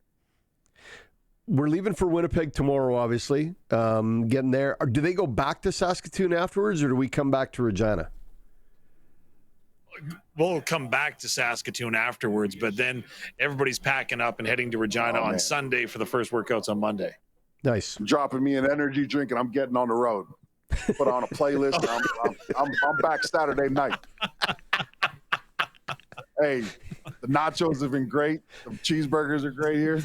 But he gone as soon as that time to get back in your kitchen is what you're saying. What your kitchen? Oh, well, man, I can't wait. Hey, I got that smoker waiting on me, right? Yeah, allegedly. Don't worry. The invite's coming, fellas. The invite's coming. Don't worry. The big question is, what playlist are you going to go with? Well, it'll be around 8:30 when the team lands, so it'll be a little bit later. I think that I'm going to have to go with my eclectic playlist, and the eclectic playlist features a lot of rock and roll. A lot of Metallica, right? Yeah. A lot of Copperhead Road. Right? Copperhead Road. Some tragically hip in there, right? Just something to keep something good. Yeah. Yeah, I can't go with my gospel playlist at 8:30. No, not at 8:30. We all love the hip, but there's some slow stuff there. You could hit the Rhubarb by Ellsbury. No, but I'm talking about after Fiddler's Green comes on. No, not Fiddler. No, not Fiddler. I'm talking about talking about the bar song. Courage. Yeah, there we go. Yeah. What's that? Wait, you mentioned he was in the scuffle, but Jamarcus Hardrick, like, what does he look like post injury here? Do you guys expect him to get limited time in Winnipeg on Saturday, or do you expect him to play quite a bit? From the one word that I'll use when it comes to Jamarcus Hardrick is determined. He is determined to prove that he is back and that he hasn't lost anything. And I think that that's kind of what's powering him right now. He's doing all the Jamarcus Hardrick things, right? Like, he's inspiring his teammates. He's leading by example. He's got the motor revving 1,000 RPMs a minute. It is flying, right? But the thing with Jamarcus, when it comes to him, I'm curious how much they're going to use him, because he was nicked up all of last year. They missed that. But also they want him to get back and going. And I don't know, is that timing an issue that might dictate what playing time he gets in the preseason? Yeah, I think that with Jamarcus Hardrick, again, is I think that because he's gotten through camp, that'll be the biggest wear and tear sort of litmus test, right? Camp is I think that there'd be some concern, for instance, if he was out there every 3 days. Yeah. Or he was out there for the first week, and we haven't. I think then that, but he's been there the whole camp. So whether he plays or not, I'm not sure. I think that the one thing that I really appreciate about Jamarcus Hardrick is exactly what Dave said. He's still the guy setting the bar in terms of the energy levels. He's still the guy that sets the bar in terms of demanding focus from his teammates. But then in those quieter moments when practice is over, he's also the guy that is taking the younger guys aside and running through technique with them, right? Showing them the ins and outs of what they're going to need to perform well on Saturday. Whether today I was watching him during interviews, they were over to the side. He was working with a couple of the young guys, and he was just talking about general hand placement, right? And the footwork behind certain hand placements and protections. So this guy is one of the guys, and not just on the field, but off the field as well. So does he play? I would hope so. I would hope he gets a couple of series, but is it important to get him going? No, because you know what he brings. And more importantly, he's also a guy that's going to bring value on the sideline during that exhibition game, getting those young guys prepped. I think that the other important piece to know is that despite wanting Jamarcus Hardrick to be the guy all year this year, we are going to have to start looking for a right tackle at some point, right? Like, Father Time is undefeated, right, guys? And he's an older player. So depending on how that transition looks, you still got to start looking for the other guys, right? One of the advantages in a preseason game or even an early season game is the defense can put their ears back a little bit and go, because the offense is still working through some transitions and some plays. What do we expect to see out of that defensive line as we go into this weekend? And a guy sitting at home, who am I going to watch for, Luke? Give me the guy to watch. I think that the guy to watch, there's a few guys. I think that Haba Baldonado. Okay. I think that he's had a good camp, and I think that he's a guy that has an opportunity to remind people that he's a major factor in this roster, and he can be. The other guy I would look to is your first-round draft pick, Ali Saad. Again, he's athletic. He moves well. I've been trying to figure out sort of where the floor and the ceiling is for Ali Saad, and I think one of the guys that I look at is comparable in terms of potential. At some point, it's Eddie Steele, former Saskatchewan Roughrider, former Hamilton Tiger Cat, former Elk Grey Cup champion. I really see Ali Saad and some of the characteristics that made Eddie really good. Those characteristics exist in Ali Saad as well. So he would be a guy that I'm watching. And then I think that you also got to watch for anybody on the edge that's not wearing number 11, right? This team is looking for a defensive end on the other side of Scoop, Malik Carney. And I think it'll be Shane Ray as long as he continues to stay healthy, because, again, he's been a guy that has refused to take the vet days. He's been out there consistently, but we do need to identify another pass rusher. And, again, don't forget, it's always good to watch the other Canadian depth players. Well, and just throwing one more name out, Aaron Patrick, number 91, NFL experience. He's got a body type similar to Willie Jefferson. No, he's not Willie Jefferson as far as the hops and stuff, but, boy, he could be one to watch. Oh, and Eric Black, too. Yeah, I think that he's another guy, Sharky, that I'm excited about seeing. And those both guys are edge guys, too, right? So it'll be good to get some it'll be good to get a good impression of somebody in there, and then maybe look forward to them continuing that opportunity in the next exhibition game, which falls Friday, I believe. Friday, yeah. Friday. Yeah. All right. So we know it is Saturday. Luke, you get home safe. Okay, we won't talk before then. But Oh, don't worry, brother. I can't wait till that plane lands. Be gone. Do you smell buffalo sauce? Yeah, I do smell buffalo sauce. all right, enough out of you too, Thomas. All right, boys. Have a good one. You'll be with Maz tomorrow if you're not in the airplane. Thanks for doing this. All right, guys. Thanks, boys. Cheers. Right on. Dave and Luke, they've been great up at the Red Zone Sports Bar in Saskatoon, right behind the Travelers. Thanks to the Red Zone for putting up with us for the last 2 weeks. Travelodge and the Red Zone, perfect place to stay when you're in Saskatoon. We heard the specials and the food. Nothing but goodness. Chicken nachos are apparently the way to go. I'm not a big chicken nacho guy, but now I want to try them. I want to try them, yeah. I'm a beef nacho guy. I like Any nachos, kind of period. nachos. I like nachos. Okay, let's go to a quick break. Come back with a little hockey talk with Sharky and I. It is a Sports Cage on 620 CKRM. 6:10 is puck drop. Allegedly, Florida back in Carolina. Florida leads the series 1-0. Florida is the underdog on the money lines that I'm looking at tonight. Brendan Shanahan. I still might take him. That whole thing's done in Toronto. His contract will not be renewed with the Toronto Maple Leafs. Blue Jays won today in extra innings, playing a little Hawaiian breakfast special against the San Diego Padres. Don't forget, Regina Red Sox open up May 29th at Curry Field versus Swift Current when we're talking hardball. And then NBA tonight, OKC up 1-0. They're at home again to Minnesota. That is your sports ticker for extreme hockey and sport, whatever your spring sport is. Extreme hockey and sport. Canada losing to Denmark. Oh. Canada lost to Denmark in ice hockey at the World Championships, and Canada had a good team. And this is not April Fool's Day. It's not April Fool's. They scored with 49 seconds left was the winner. They scored with 2:17 left to tie it. Binnington played good. It was 0-0 in the third. I turned it on. Here, I'm just like, what? Yeah. How are we being held off the score sheet? And then they had Ehlers. And then other than that, a bunch of guys that you would think. One other NHL guy. Sven Butenshaw? No, he's German. I just love that name. Buddy, like none of the names resonated, except they did have a guy that played AHL at 6'7", 258 a couple of years ago. What? What kind of skates are you using? That what kind of stick do you have? I have the same one as Chara. Chara. Yeah. Yeah, so Canada losing there. I can't believe it. If you go back and listen anything podcast form, or you can watch it, we had our Indigenous Sports Spotlight today. We kind of went back and talked some Memorial Cup memories from 1989 for all you Swift Current Bronco fans when they beat the Saskatoon Blades up in Saskatoon with Kimbi Daniels. Great interview. And all those Indigenous Spotlights are brought to you by Freeze Tallman Lumber in Fort Capel and Regina, where right now they have a composite decking sale. If you're looking for composite decking, now is the time to buy. But if you wanted to go to the barbecue, it was today and you missed it. Oh, do they put on a nice They do barbecue. a nice job. Over close to 400 burgers. That's all.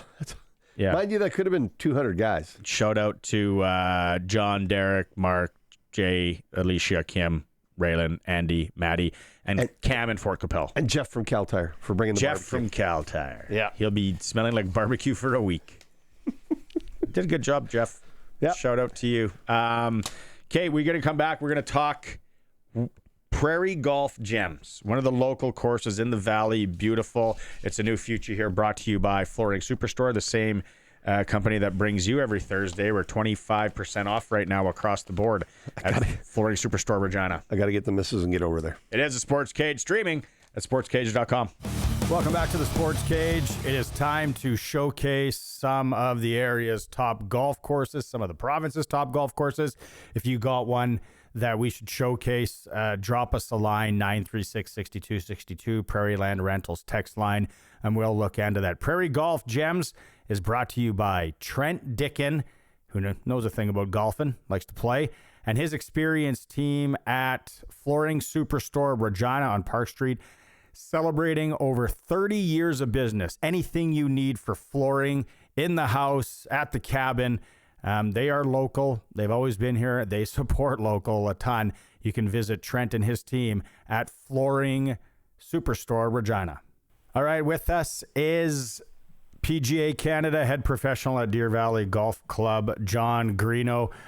John, it's probably looking really good out there, as all golf courses, I think, in Saskatchewan, with the amount of snow we had.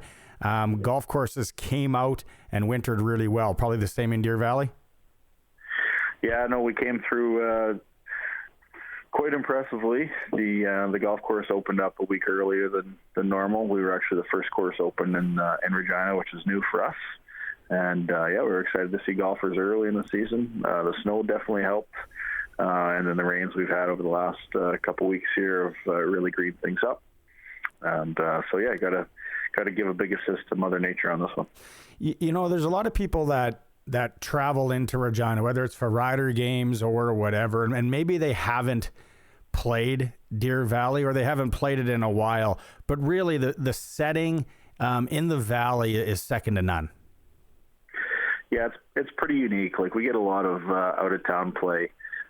People coming from out of province and even from kind of northern Saskatchewan, and it's all flat until you get to the parking lot, and then you come down the hill, and a lot of outer towners, they kind of have their eyes wide open when they come down and see us in the pro shop. So it's a unique landscape and presents some pretty spectacular views.